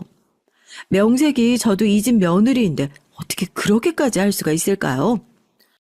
가족끼리 옷 하나 가지고 유치하게 왜 싸워요? 여기요, 이 옷 2개 다 포장해 주세요. 둘 다 내가 사줄 테니까 기분 풀고 그만 가요. 유치한 건 시아버지와 시누이였습니다. 제가 아니에요. 전 남편 말 한마디에 저까지 같은 사람이 된 것 같아 기분이 나빴죠. 사람을 바보로 만들어도 유분수죠. 전 옷을 시누이에게 던져주고 가게를 나와버렸습니다. 남편은 곧바로 따라 나와 또 똑같은 소리만 해댔어요. 시누이와 시아버지가 사이가 유별나니까 우리가 이해하자고요. 전 남편에게 아무리 이해해보려고 해도 정말 이상하다 소리를 질렀고요. 제가 왜 시누이 때문에 자꾸만 이런 취급을 당해야 하는지 화가 났거든요. 어쩔 때 보면 시누이는 도대체 어디로 나이를 먹은 건지 모르겠어요. 시누이는 피아노를 전공했어요. 그러면 뭐래요? 30이 다 되도록 제대로 된 직장도 없이 지금까지도 시아버지와 시어머니와 살면서 경제적으로나 모든 면에서 부모님의 보살핌을 받고 있습니다. 전형적인 캥거루족이었죠. 시아버지의 시누이 사랑은 정말 보다 보면 헛웃음이 나올 정도로 대단합니다. 한 번은 저더러 시누이 소개팅을 해주라고 했어요. 제가 다니는 회사에 괜찮은 남자 있으면 소개 좀 해주라고요. 전 절대 해주고 싶지 않았습니다. 제가 뻔히 시누이가 어떤 사람인 줄 아는데 뭐하러 남자를 소개해주겠어요. 저도 그동안 나름 쌓인 게 있다 보니 시누이에게 싫은 소리를 좀 했어요. 제가 요즘 회사 남자 동료들하고 얘기를 하다 보면 깜짝깜짝 놀라요. 요즘 남자들이 얼마나 야갔는데요. 대기업 다니는 남자들 여자 볼 때 나이도 어리고 전문직에 예쁜 여자만 좋아한다니까요. 언니, 지금 그 말 무슨 뜻이에요? 제가 능력 없고 나이가 많아서 소개팅 못 해주겠다는 말이에요? 나야 당연히 해주고 싶죠. 근데 괜히 해줬다가 아가씨 상처받을까봐 그러죠. 그러니까 아가씨도 이제 그만 부모님 품에서 벗어나서 일도 구하고 돈도 좀 모으고 해요. 그래서 시집이나 가겠어요? 제가 생각해도 얄밉게 굴긴 했지만 속은 시원했습니다. 평소 신우이가 제게 한 거에 비하면 세 발의 피니까요. 그리고 제가 뭐 없는 소리 한 것도 아니잖아요. 정말 있는 그대로 현실적인 얘기를 한 거예요. 제 말에 신우인 분이 풀리지 않는지 얼굴이 새빨개져서는 씩씩거렸어요. 그때였습니다. 역시나 가만히 계실 시부모님이 아니었죠. 두 분 다 신우의 편을 들면서 저에게 한마디씩 하셨습니다. 내 딸이 뭐가 어때서? 우리 지영이가 왜 직장이 없어? 어머니 피아니스트인데 거기다가 이렇게 예쁘고 완벽한데 남자들이 보기만 하면 다들 한눈에 뻑가지. 여보, 그냥 내버려 둬요. 우리 며느리가 지영이 앞에서 내세울 게 뭐 있어요. 고작 대기업 좀 다닌다고 뻐기고 싶은가 보죠. 얘 며느라, 네가 뭘 모르나 본데 우리 아들이야 내가 키워서 사람 외모 보고 판단 안 하고 능력만 보고 결혼한다지만 아무리 세상이 변해도 남자가 예쁜 여자 좋아하는 건 절대 안 바뀌어. 아, 정말 착각은 자유, 고슴도치도 제 자식은 귀여워한다는 말이 정답이었습니다. 원래 자기 자식한테는 다 콩깍지가 씌인다지만 저희 시부모님은 좀 심각한 것 같아요. 기승전 무조건 신우이는 예쁘고 완벽해서 상관없다는 식이었습니다. 더 기분 나쁜 건 당신들 자식 자랑하면서 항상 은근슬쩍 저를 깔아뭉갠다는 거예요. 같은 일이 여러 번 반복되니 저도 너무 피곤하더라고요. 그 이후로는 제가 그냥 백기를 들었습니다. 괜히 귀한 공주님 건드려봐야 저한테 불똥만 튀니 앞으로는 그냥 그러려니 넘어가자 싶었죠. 그런데 제가 굳이 건드리지 않아도 불편한 일은 계속 생기더라고요. 결혼하고 첫 명절 때 일이에요. 제가 호텔 숙박권이 생겼거든요. 명절에 회사에서 받은 거였죠. 전 당연히 남편과 둘이 오붓한 시간을 보내려고 했어요. 그런데 푼수 같은 시누이가 굳이 제 가방에서 핸드크림을 빌려 쓰겠다고 뒤지더니만 호텔 숙박권을 찾아내더라고요. 시누인 숙박권을 보자마자 난리가 났습니다. 어머, 이 호텔 그때 엄마가 텔레비전에서 보고 가고 싶다고 했던 그 호텔이네. 바닷가 바로 앞에 있는 그 호텔. 여기 내가 SNS에서 봤는데 수영장이 엄청 핫하더라고. 전 슬슬 불안했습니다. 그냥 그대로 넘어갈 시누이가 아니니까요. 시누인 곧바로 시어머니에게 숙박권을 들고 가 보여줬습니다. 그러자 시어머니가 한술 더 떴어요. 어머, 호텔 숙박에 조시까지? 역시 대기업이 좋기는 좋구나. 명절날 이런 것도 주고. 언젠 고작 대기업이라고 하시더니만 시어머니는 언제 그랬냐는 듯 숙박권에서 눈을 떼질 못하더라고요. 저도 당연히 눈치를 보긴 했죠. 시어머니도 시누이도 저렇게 티를 내는데 제가 모를 리 없었으니까요. 그런데 그 호텔 숙박권만은 주고 싶지 않았어요. 저도 꼭 가보고 싶었던 호텔이었거든요. 예전 같으면 저도 그럼 시어머니와 시누이 두 분이 다녀오라고 했을지도 몰라요. 하지만 이번만은 양보하고 싶지 않아 입을 꾹 닫고 있었죠. 그런데 눈치 없는 남편이 괜히 또 나서더라고요. 여보, 명절날 어머니 음식 준비하느라고 고생하셨는데 지영이랑 둘이 하루 푹 쉬면서 호캉스 좀 하고 오시게 숙박권 드리는 거 어때? 우리는 가려고 하면 언제든 또 갈 수 있잖아. 남편은 세상 좋은 얼굴로 웃어 보이며 말했습니다. 남편 말에 시어머니와 시누이의 눈이 이미 반짝반짝 초롱초롱 해져 있었어요. 이 호텔 가격도 엄청 비싸지만 예약하기도 엄청 힘들어. 그리고 나도 되게 가고 싶었던 호텔이란 말이야. 전 저도 모르게 소심하게 말이 흘러나왔습니다. 주기 싫다고 대놓고 말하면 또 시어머니든 시누이든 뭐라고 떠들 게 뻔하니까 저도 모르게 긴장이 되더라고요. 그래도 숙박권을 주기 싫다는 표현을 저 나름대로 한 거였어요. 사람이 염치가 있으면 시누이도 이번엔 포기하지 않을까 싶어서요. 언니는 오빠랑 신혼여행 다녀온 지도 얼마 안 됐잖아요? 남친도 없는 신우이한테 한번 인심 쓰세요. 전 호텔 숙박권을 넘기기 싫어서 봉투를 깍 잡고 있었는데 신우이가 봉투를 날름 가지고 자기 방으로 쏙 들어가 버리더라고요. 세연이 고마워요 하며 윙크까지 날리면서요. 전 그 모습이 얄미워서 미쳐버릴 것 같았습니다. 그때 내내 한마디도 안 하시고 뉴스만 보고 계시던 시아버지께서 갑자기 허허 웃으시더라고요. 우리 막내 신난 것 좀 봐라. 아이고 귀여워. 저럴 때 보면 아직 애라니까. 시아버지는 그 와중에 저딴 철딱선이 없는 모습이 귀여우신가 보더군요. 아버님, 아가씨가 무슨 애예요? 30이 넘었구만. 내 딸이지만 제가 어딜 봐서 30대로 보이냐? 지영이는 지금도 나가면 사람들이 21~22살로밖에 안 봐. 봐라, 세아가 너랑 몇 살 차이 안 나는데 우리 막내가 훨씬 어려 보이잖아. 또 벽에 걸린 결혼사진을 손가락으로 가리키셨습니다. 이런 말 하면 안 되지만 정말 짜증나서 결혼사진도 아예 떼어버리고 싶은 심정이었죠. 아버님, 아무리 딸이 귀해도 자꾸 그러시면 안 돼요. 아버님이 그러시니까 아가씨가 아직도 철이 없잖아요. 거기다가 아가씨가 어디 21~22살로 보여요? 정신연령이 21~22살이겠죠.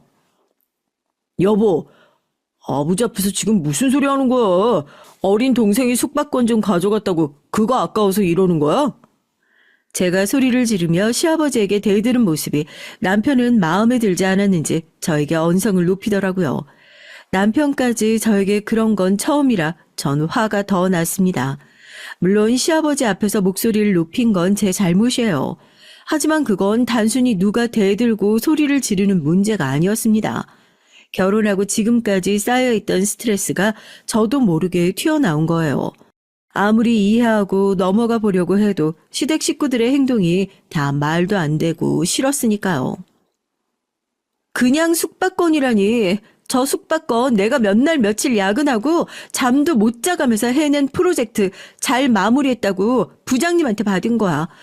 당신이야 승진 같은 거 어떻게 되든 관심 없는 사람이라 매일 정시 출근하고 정시 퇴근하면 대충대충 사니까 모르나 본데 저 숙박권은 나한테 그냥 숙박권이 아니라고. 저도 모르게 그동안 쌓여있던 울분을 시부모님이 있는 앞에서 남편에게 퍼부어버리고 말았습니다. 그런데 정말 참을 수가 없었어요. 샤넬 가방도 옷도 숙박권도 저에게 어떤 건지 묻지도 않고 당연하게 뺏어도 된다고 생각하는 사고방식들이 끔찍했습니다. 당신한테나 신우이가 어린 딸이고 동생이지 저에겐 아니에요. 아무리 가족이라도 지켜야 할 선이라는 게 있습니다. 남편은 가만 보면 제가 가진 걸 시댁 식구들과 함께 나눠 쓰는 걸 너무 당연하게 생각했어요. 남편 것도 시댁 것, 제 것도 다 시댁 것. 아무리 가족이라도 그 정도가 심했습니다. 이거 봐. 내가 이럴 줄 알았다니까. 며느리라는 년이 감히 시부모 앞에서 남편한테 소리를 질러. 지금 네가 우리 아들보다 더 좋은 직장 다니고 돈 좀 더 번다고 생색내는 거지? 네가 잘났으니까 우리가 여왕처럼 떠받들어 모셔야 하는데 안 그러니까 네가 배알이 꼬인 거 아니야. 어머니 고정하세요. 제가 잘 얘기하고 타이를게요. 남편은 시어머니가 흥분해서 더 심한 말이라도 할까봐 무서운지 아주 시어머니의 눈치를 보느라 정신이 없었습니다. 타이르기는 뭘 타일러? 우리 집 며느리로 들어왔으면 남편이 하라면 하고 가르치면 가르치는 대로 해야지.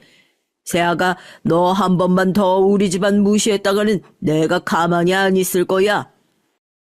그날 집에 들어오는데 전 오는 내내 펑펑 울었어요. 너무 서럽고 억울해서 눈물이 멈추질 않았습니다. 남편은 당황해서 미안하다고 연신 사과만 했어요. 전 그게 더 얄미웠죠. 남편은 저에게 어른들은 원래 변하질 않으시니 백날 얘기해봐야 소용없답니다. 젊은 우리가 참아야 한다고요. 자기도 알잖아.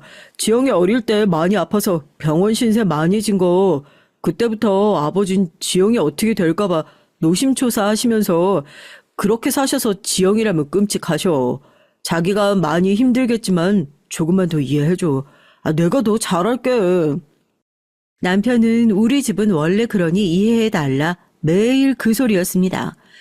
제 앞에서 대놓고 저와 외모를 비교하고 제 것까지 자꾸 다 내어주려는 듯 구시는데 제가 왜 참고 이해해야 하는지 모르겠더라고요.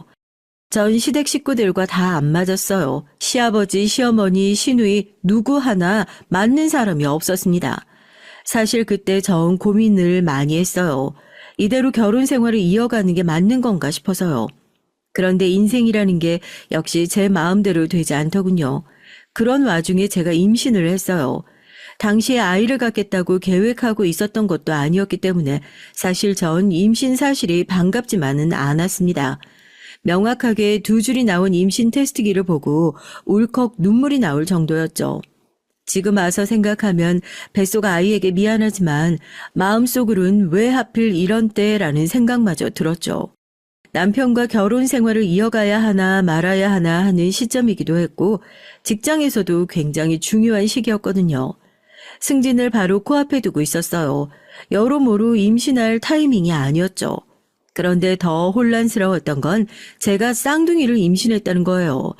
하나만으로도 버거운데 쌍둥이라고 하니까 전 덜컥 겁부터 났습니다. 남편이야 제 속도 모르고 신이 나서 춤까지 추더라고요.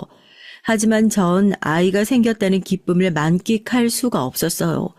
제가 대기업 다닌다고 하면 주변에선 다들 복지도 좋고 연봉도 높아서 좋겠다고 하지만 그 좋은 복지와 연봉을 받기 위해선 그만큼 저를 회사에 갈아 넣어야 돼요.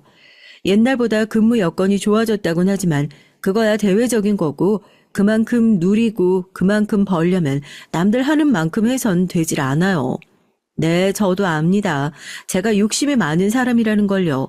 남편처럼 눈에 띄지 않게 항상 적당히만 일해도 회사 다니는데 지장이 없지만 전 그럴 수 있는 사람이 아니에요.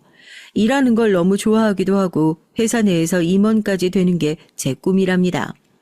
회사에 여자 임원이 거의 없어요. 지금도 제 직급의 여잔 저 하나거든요. 저와 함께 입사했던 동기들 모두 대리 승진할 때까지만 해도 함께 했지만 얼마 되지 않아 다들 결혼하고 애 낳으면서 하나둘 떠났습니다. 쌍둥이라는 사실에 겁에 질린 저에게 남편은 둘 다 육아휴직하면 되지 뭐가 걱정이냐고 했어요. 남편은 언제나처럼 태평했죠. 네, 맞습니다. 남편 말대로 육아휴직 좋죠. 하지만 회사라는 건 규율이나 질서가 있기야 하지만 자리가 비워지면 그 자리는 누군가로 대체되기 마련이에요. 다시 돌아왔을 때 쉰 만큼 제가 다시 채워나가야 하는 거고요. 대기업에서 1년이란 공백을 다시 메꿔 제 자리를 찾기엔 쉬운 일이 아니에요. 제 고민에도 남편은 별일 아니라고 생각했어요. 제 능력이면 아이 키우고 다시 회사로 돌아가도 금방 따라잡을 거라고요. 결혼 전엔 그런 긍정적이고 자유로운 남편의 모습이 좋았습니다. 하지만 결혼하고 보니까 이제 그런 모습이 조금 무책임하게까지 보였습니다. 남편은 저와는 굉장히 다른 사람이에요. 남편은 사실 동기 중 직급이 제일 낮습니다. 그런데도 일에 전혀 욕심이 없었죠. 워라밸을 중요하게 생각했어요. 회사에 아무리 바쁜 일이 있어도 남편은 항상 정시에 퇴근해서 헬스장을 가요. 그러고는 곧바로 집에 돌아와서 제가 퇴근하기 전에 저녁을 차려놓습니다. 요리하는 것도 좋아하거든요. 전 남편처럼 살 수 없는 성격이다 보니 그런 모습이 어떨 땐 멋있고 부럽다가도 저러다 잘리면 어쩌려고 하지라는 걱정이 들기도 합니다. 제가 다니는 대기업처럼 정년이 어느 정도 보장이 되는 것도 아닌 중소기업에 다니면서도 조금 더 나은 회사로 이직을 하고 싶다거나 조금 더 위로 올라가고 싶다는 마음이 전혀 없어 보였거든요. 임신하고 배가 점점 불러오다 보니 저도 예민해져선 그런 문제로 남편과 다투게 되더라고요. 만약 제가 아이를 낳고 쉬는 동안 회사에서의 제 위치가 달라지고 더는 일을 할 수 없는 상황이 되면 어쩌나 전 불안했습니다. 자긴 정말 승진하고 싶지 않아? 계속 혼자 승진 못하다가 아래 직원들이 먼저 승진하면 계속 직장 생활하기 어려울 수 있잖아. 그럼 좀 어때? 난 괜찮아. 내가 당신처럼 일에 욕심 있는 것도 아니고 나한테 직장은 하루하루 학교 다니듯이 다니는 거야. 언젠간 졸업할 수 있겠지. 이런 느낌으로. 그게 한 집안의 가장이라는 사람이 할 소리야? 당신이 그러니까 내가 더 일에 욕심을 내게 되고 집착하는 거 모르겠어. 제가 좋아하는 일이면서 전 괜히 남편한테 핑계를 댔습니다. 사실 남편이야 아이가 태어나도 육아휴직이 끝나면 바로 회사에 나가면 그만이잖아요.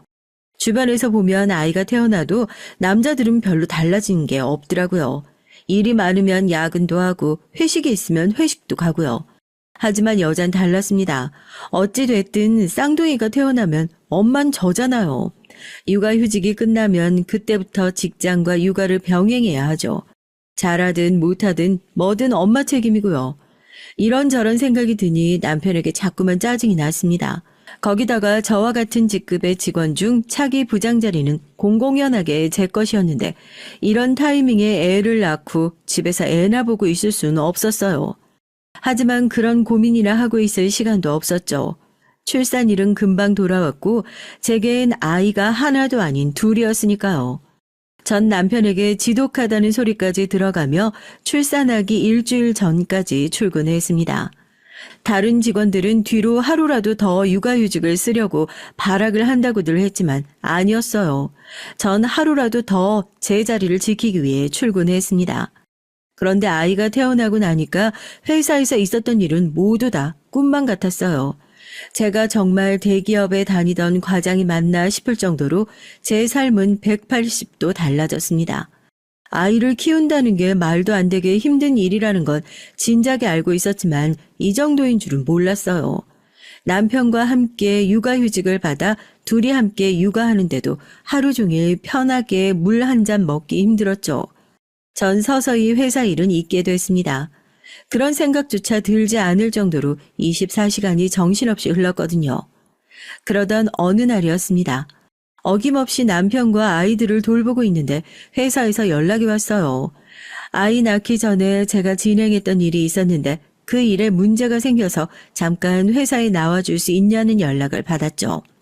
급한 일이라는 걸 누구보다 잘 아는 남편은 자신이 어떻게든 해보겠다면서 빨리 회사에 다녀오라고 했어요. 그 순간 전 온몸에 전율이 흘렀습니다. 하루 동안 3시간도 채 자지 못해서 제정신이 아니었는데도 힘든 것마저 다 잊을 정도로 너무 좋았어요. 이 육아지옥에서 잠시나마 탈출할 수 있다는 게 너무 행복했습니다.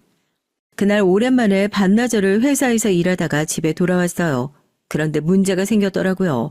집에 남편은 없고 시부모님이 와서 저희 쌍둥이를 보고 계시더라고요. 시부모님은 집에 돌아온 절 날카로운 눈으로 쏘아보셨습니다. 세아가, 너 남편 몸이 저 정도로 망가질 때까지 아내란 애가 도대체 뭘 하고 있었던 거야? 애가 도대체 얼마나 잠을 못 자고 먹지를 못했는지 몰골이 말이 아니던데 그런 애한테 갓난쟁이 둘을 맡겨놓고 나가면 어떡해. 그래놓고도 너는 일에 손에 잡히든. 알고 보니 남편이 쓰러졌다네요. 제가 회사에 가고 나서 얼마 뒤 남편이 아이들 분유를 타는데 자꾸만 하늘이 빙빙 돌고 너무 어지러워서 도저히 서 있을 수가 없었답니다. 남편은 결국 시어머니께 연락을 드렸대요. 잠깐 와서 아이들 보는 걸 좀 도와달라고요. 그리고 제게는 절대 연락하지 말라고 했나 봐요. 남편 목소리가 얼마나 안 좋았는지 시부모님과 시누이가 바로 달려왔대요. 그런데 남편이 바닥에 쓰러져 있었던 거죠. 쌍둥이들은 집안이 떠내려가라 울고 있고요. 곧바로 시누이가 남편을 데리고 응급실에 갔고 시부모님은 남아서 쌍둥이들을 돌보셨답니다. 제가 오기 바로 전에 시누이에게 연락이 왔는데 남편이 쓰러진 이유가 과로라고 했다네요. 면역 상태가 완전히 무너져서 며칠 푹 쉬어야 한다고요. 저도 남편이 쓰러졌다는 말에 너무 놀라서 당장이라도 응급실에 가려고 했지만 그럴 수가 없었어요. 남편이 쓰러진 일로 시부모님의 모든 원망은 저를 향했거든요. 다른 집 며느리들은 혼자서도 애 하나든 둘이든 잘만 보던데 넌 나가서 일하는 남편까지 굳이 회사에 눈치 보이게 육아휴직까지 하게 만들더니만 너 일하겠다고 기어이 애를 쓰러지게 만들어? 어머님, 아버님 속상하신 건 잘 아는데요. 저 오늘 딱 하루 나갔다 온 거예요. 제가 아이들을 매일 남편에게 맡기고 놀러 다닌 거면 이렇게 속상하지도 않겠어요. 바로 몇 시간 전까지만 해도 함께 아이 둘을 돌보느라 둘 다 잘 먹지도 못하고 잠도 같이 못 잤습니다. 저도 살이 많이 빠지고 몰골이 말이 아니었어요. 그런데도 시부모님 눈에 제 모습은 보이지 않고 당신 자식만 걱정이 되는지 저에게 모진 말을 퍼부으시더라고요. 안 봐도 뻔하지. 내 착한 아들이 본인보다 마누라가 더 좋은 회사 다니고 연봉도 높다고 주눅 들어서 제대로 기 못 피고 사는 거 나도 안쓰러워도 지금까지 말 안 하고 꾹 참고 있었지만 이번 기회에 얘기해야겠다. 너 무슨 여자애가 그렇게 일 욕심이 많니? 애 낳고 쉬겠다고 휴가 냈으면 회사가 바쁘다고 해도 안 된다고 거절하고 집에 있어야지. 됐어. 이제와 말해 뭐해. 여자가 돈 좀 번다고 남편을 얼마나 잡았으면 애가 쓰러질 정도로 힘들어도 말을 못하고 꾹꾹 참고 있었겠어? 애미 너, 내 말 잘 들어라.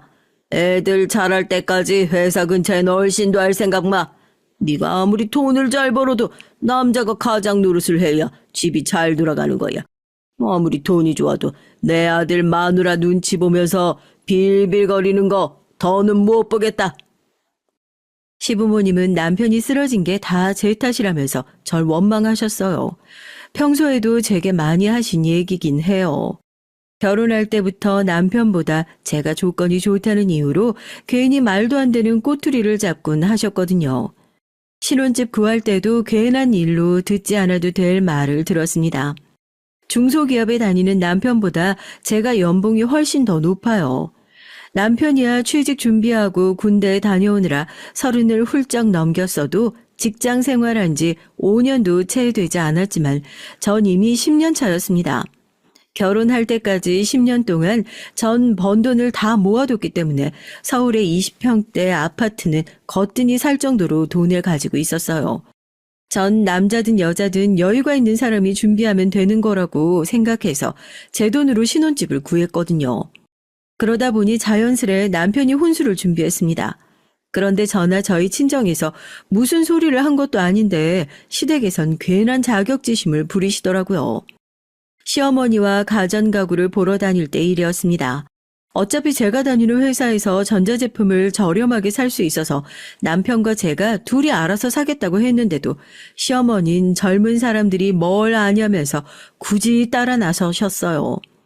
그런데 시어머니는 저희 결혼에 불만이 있는 것처럼 제가 무슨 소리만 하면 괜한 트집을 잡으시더라고요. 가전은 무조건 LG야. LG로 다 사자. 엄마, 유진이 다니는 회사에서 사면 훨씬 더 저렴하게 살 수 있는데 그냥 거기서 다 사자. 그것 좀 싸게 해준다고 좋지도 않은 제품 뭐하러 사? 사실 유진이네 회사가 이미지만 부풀려진 거지. 내 주변에도 가전은 LG가 훨씬 더 낫다고 그래. 그때야 시어머니의 본 모습을 잘 모를 때라 도대체 왜 저런 고집을 피우실까 정도로만 생각했어요. 시어머니 입장엔 며느리가 집까지 해오는데 혼수까지 며느리 신세를 지고 싶지 않아 그러시는 건가 싶어 전 굳이 별말 하지 않고 시어머니가 알아서 하시게 옆에서 잠자코 있었죠. 시부모님이 자존심이 굉장히 강하신 분들이라고만 생각했어요. 그런데 이 정도일 줄은 몰랐습니다. 저더러 회사 근처도 가지 말라는 시아버지의 말씀이 전 당연히 그냥 하신 얘기라고만 생각했어요. 제 연봉이 얼만데 제가 일을 그만두고 남편이 혼자 벌면 쌍둥이를 어떻게 키우겠습니까? 근데 그 말이 농담이 아니었어요. 남편이 병원에서 나오자 시아버진 며칠 쉬고 바로 회사로 다시 출근하라고 하셨습니다. 저더러 아이는 엄마가 키우는 거니까 알아서 하라고 했고요. 아버님, 지금 당장 제가 일 그만두면 진영 씨 월급으로 내 식구 못 살아요. 네 옷방에 명품 가방이며 옷이며 아주 한가득인 거 보면 모르겠어? 내가 지금까지 네가 번 돈으로 쓰는 거니까 별말 안 했지만 애미 너 사치만 줄이면 우리 아들 월급으로 충분히 내 식구 먹고 살아. 솔직히 애미 너 돈 좀 번다고 생색내고 다 네 마음대로 하려고 직장 다니는 거잖아. 나도 처음엔 대기업 다니는 며느리 좋았지만 살아보니까 능력 있는 며느리만큼 피곤한 게 없더라. 다 필요 없으니까 집에서 잠자코 애나 키우고 남편이나 챙겨. 이러다 내 아들 잡겠다. 전 말도 안 되는 소리를 하신다고 말대꾸를 하려던 참이었어요. 그런데 남편이 제 손을 꾹 잡더군요. 그만하라고요. 전 답답해서 속이 터질 것 같았습니다. 어머님, 아버님 말씀대로 할 테니까 그만 고정하세요. 앞으로 제가 가장으로서 더 열심히 할게요. 남편 말에 시부모님은 더 말하지 않았습니다. 하지만 전 억울해서 금방이라도 미쳐버릴 것 같았어요. 도대체가 시댁이라고 도움이 되는 게 하나도 없었죠. 매일 옆에서 뺏어가고 싶은 소리만 할 줄 알았지 경제적으로 한번 도와준 적이 있나. 그렇다고 쌍둥이를 한번 봐주러 오시지도 않으면서 매일 입만 놀리며 이래라 저래라 하시니 머리가 펑 하고 터져버릴 것만 같았습니다. 그로부터 전 아이들이 어린이집에 갈 수 있을 정도로 자랄 때까지 몇 년 동안 아이들을 돌본다는 핑계로 일절 시부모님과는 별다른 왕래 없이 지냈어요. 만나기만 해봐야 듣기 싫은 소리만 하고 자기들 잘났다고 떠드는 소리 듣기 싫었거든요. 거기다가 얼마 전 시댁에 갔을 때 또 한바탕 했어요. 아이들이 어린이집에 들어갔다는 소리에 시아버지가 엄마가 집에 있는데 어린애를 뭘 벌써 어린이집에 보내냐고 잔소리를 하시더라고요. 그래서 제가 집에 있는 게 답답해서 아르바이트를 시작했다고 했죠. 그런데 제 말에 시아버지 시어머니가 비웃으시더라고요. 아이고 4년제 장학금 받고 대기업까지 다닌 잘나신 우리 며느리가 무슨 아르바이트를 한대? 네가 되게 심심했나 보구나. 집에 붙어서 애들 보고 남편 좀 챙기라니까 또 기어이 밖을 기어나가. 너도 참 답 없다. 와, 막말도 이제 하도 많이 듣다 보니 적응이 되나 봅니다. 전 피식 콧방귀를 끼고 말았어요. 제정신 아닌 사람들이랑 말 섞어봐야 뭐하나 싶어서요. 그러던 어느 날이었습니다. 시아버지 생신날이라 남편이 식당 예약을 해놨대요. 제가 일이 늦어져서 남편이 먼저 쌍둥이들 데리고 식당으로 가고 전 차가 막혀서 조금 늦었습니다. 그런데 식당 입구에 시어머니가 서 있더라고요. 뭐가 또 마음에 안 드시는지 가게 직원이랑 실랑이를 하고 있었습니다. 듣다 보니 누가 봐도 시어머니 잘못이었어요. 저희가 주문하지도 않은 걸 서비스로 달라고 했는데 직원이 안 된다고 하자 욕까지 섞어가며 소리를 지르고 계시더라고요. 전 쪽팔려서 그냥 식당 안으로 들어가려다가 아무래도 직원분께서 곤란하실 것 같아서 제가 시어머니를 말렸습니다. 그만하시라고요. 드시고 싶으면 추가로 시키면 되지 구질구질하게 왜 그러시냐고 했어요. 제 말에 시어머니의 눈빛이 변하더니 화풀이를 저에게로 하시더라고요. 뭐야? 넌 며느리라는 년이 시어머니가 아니라 생판 모르는 년 편을 들어? 거기다가 꼴랑 200만 원 벌러 다니는 주제에 시아버지 생일에 늦어? 네가 아직도 네 주제를 모르고 시댁을 무시하는구나. 넌 아무래도 좀 맞아야겠다. 시어머니는 이제 아예 정신이 나갔는지 제 뺨을 올려붙였어요. 저도 가만히 당하고만 있을 수는 없었습니다. 이놈의 망할 놈의 집구석 더는 지긋지긋해서 상종 못하겠더라고요.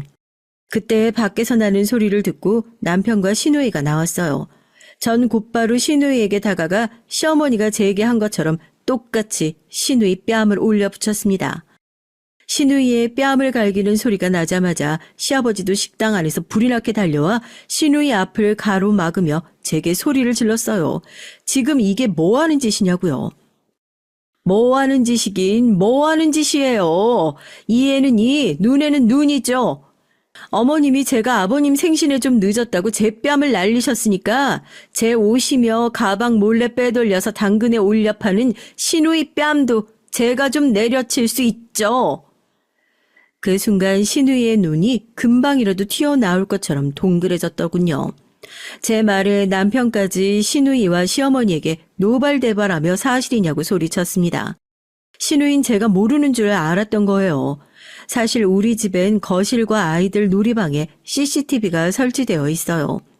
보안 모드로 해놓았을 때 집안의 움직임이 감지되면 바로 제게 연락이 옵니다. 그런데 집이 비어있을 때 시누이가 몇 번이나 집에 드나드는 걸 제가 CCTV로 확인했어요. 도둑고양이처럼 들어와서 제 옷방에 들어가 뭘 잔뜩 들고 집을 나가기를 수십 번이었죠. 집에 와서 확인해 보니 제가 예전에 들었던 가방이나 옷 같은 게 하나 둘 없어졌더라고요. 처음엔 신우이가 가져다 입나 보다 하고 넘겼는데 우연히 당근 중고 마켓을 구경하는데 제 옷이 올라와 있더라고요. 정말 기가 막혔습니다. 자식이라곤 도둑년으로 키워놓고 어디서 큰 소리예요? 여보, 나 웬만하면 당신이랑 참고 살려고 했거든. 나 도저히 당신네 식구들 감당 못하겠어. 우리 이혼해. 쌍둥이들은 내가 데려갈 테니까 당신은 그냥 당신네 집으로 들어가. 진심이었습니다. 정말 시댁이라면 이젠 치가 떨렸어요. 신우이가 그딴 짓까지 하는데 참아준 건 오로지 남편 보고 참은 겁니다. 남편은 저와 우리 쌍둥이들을 위해 많은 희생을 감수해 줬으니까요. 그런데 저도 할 만큼 했어요. 아무리 그래도 이런 몰상식한 인간들한테 욕까지 먹고 뺨까지 맞으면선 못 살겠었어요. 얼씨구, 감히 네 년이 내 딸을 도둑년 취급하는 것도 모자라서. 뭐? 이혼? 꼴값 떨고 있네. 꼴랑 200번은 주제에 무슨 네가 애들을 키운다고 지랄이야? 저기요, 아줌마, 몰라도 너무 모르시네. 당신 아들이야말로 지금 200이 아니라 10원 한 푼 못 벌고 집에서 살림하거든요. 내가 이 집 가장이에요. 거기다가 200이 아니고 2억이 내 연봉이라고. 뭐야? 이게 다 무슨 소리야? 아들, 얘가 지금 무슨 소리 하는 건지 똑바로 설명해. 사실 저와 남편은 시부모님께 거짓말을 했습니다. 시부모님께서 남편보다 잘난 절 너무 시샘하시면서 제가 모든 육아를 남편에게 강요하고 모성애가 없는 사람인 것처럼 몰아가는 바람에 저도 욱해서 회사를 그만두겠다고 말하긴 했지만 결국 전 회사를 그만두지 않았어요. 저는 제 경력과 승진을 도저히 포기할 수 없었거든요. 제가 남편보다 똑똑하고 잘났다는 이유로 이대로 집구석에 주저앉을 수는 없었습니다. 남편은 밤새 우는 저를 걱정했어요. 그리고 남편은 큰 결심을 해줬습니다. 저 대신에 남편이 일을 그만뒀어요. 저희 부부도 신중하게 생각하고 내린 결론이었지만 시부모님께서 이 사실을 알게 되면 난리 정도로 끝나지를 않으실 테니 저희는 시부모님께 거짓말을 하기로 했습니다. 그래서 제가 일을 그만두고 아이들이 어린이집에 간 시간에만 아르바이트 한다고 둘러댄 거였죠. 현실은 남편이 일을 그만두고 가정주부로 살고 있었거든요. 아이고, 이게 무슨 일이야? 금이야 오기야 잘난 내 아들이 꼬리야 엎달린 불엿이 잘못 만나서 졸지 집에서 애나 보고 살림이나 한다니. 엄마, 지금 그런 말 할 때야? 연봉이 2억이라잖아. 언니, 승진한 거 맞죠? 와, 대박. 완전 능력자. 그러면서 가방 몇 개 당근에 좀 갖다 팔았다고 뭘 치사하게 그래요? 이 김에 나 용돈이나 좀 챙겨줘요. 정말 답이 없는 집구석이었습니다. 사람 말을 못 알아들어도 이렇게 못 알아들을 수가 없더라고요. 다들 내 말 못 들었어요? 나 이혼할 거라고. 당신들이랑은 아예 인연 끊겠다고. 전 식당이 떠내려가라 소리를 질렀습니다. 그러자 믿기지 않는 일이 벌어졌어요. 남편이 제 앞에 무릎을 꿇었습니다. 여보, 정말 미안해. 우리 집 식구들 이 모양인 거 내가 지금까지 알면서도 모른 척했어. 나도 더는 내 새끼들 앞에서 쪽팔려서 안 되겠어. 내가 우리 부모님, 동생 다 버릴게. 그러니까 제발 나랑 이혼한다는 소리는 하지 마. 뭐야? 이 자식이 너 지금 그게 부모 앞에서 할 소리야? 저딴 싸가지 없는 년 때문에 부모 형제 다 버리고 안 보고 살겠다고? 아빠, 정신 차려. 우리 집 형편에 올케언니 같은 며느리를 어디서 본다 그래. 언니, 지금까지 내가 서운하게 했으면 미안해요. 나 봐서라도 이해해줘요. 가관도 이런 가관이 없었습니다. 이혼하겠다는 말 한마디에 다들 난리가 나서 자기들끼리 싸우고 있더라고요. 전 그대로 쌍둥이들만 데리고 식당을 나왔어요. 남편은 시부모님의 만류도 뿌리치고 저를 따라 나섰습니다. 그러면서 제발 이혼만은 안 된다고 사정사정을 했어요. 자기가 저와 쌍둥이를 위해서 얼마나 헌신적으로 살아왔는데 이러냐고요. 눈물까지 그렁그렁해서는 울부짖는 얼굴을 보니까 저도 마음이 좋지 않았습니다. 남편 말이 맞아요. 남편은 제가 하고 싶은 대로 도와주기 위해 일도 그만두고 제게 헌신을 다했어요. 하지만 고민이 됐습니다. 남편이 지금이야 말로는 부모님까지 버리고 저와 살겠다고 하지만 부모 말이라면 껌뻑 죽는 효자가 정말 그 말을 지킬 수 있을지 믿을 수가 없었거든요. 하지만 전 남편과 살겠다고 저 거지 같은 시댁 식구들까지 더는 감당할 수 없었어요. 그날 이후 남편과 전 한 달째 별거 중이에요. 다행히 좋은 보모를 구해서 쌍둥이들은 잘 적응하고 지내고 있어요. 여전히 한 가지 걸리는 건 남편이었습니다. 별거 중인데도 남편은 매일 아이들 하원 시간에 맞춰 어린이집에 가서 한두 시간씩 놀아주고 가나 보더라고요. 부모님 말이 남편이 쌍둥이들과 헤어질 때마다 너무 힘들어한다고 웬만하면 용서해주고 받아주라고 하세요. 하지만 이건 남편을 용서하고 말고의 문제가 아닙니다. 남편 때문이 아니니까요. 전 아직도 고민 중이에요. 마음 같아선 남편에게 정말 시부모님과 시누이까지 모두 다 버리고 올 수 있다면 받아주겠다고 메시지라도 보내고 싶어요. 하지만 이내 단념합니다. 제가 멋대로 천륜을 끊게 하는 게 맞나 싶어서요. 유부 선배님들이 저 좀 도와주세요. 여러분들이 이런 상황이면 어떻게 하시겠어요? 댓글 달아주시면 신중하게 읽고 고민해 보겠습니다. 댓글 많이 부탁드려요. 제 답답한 사연 끝까지 들어주셔서 감사합니다.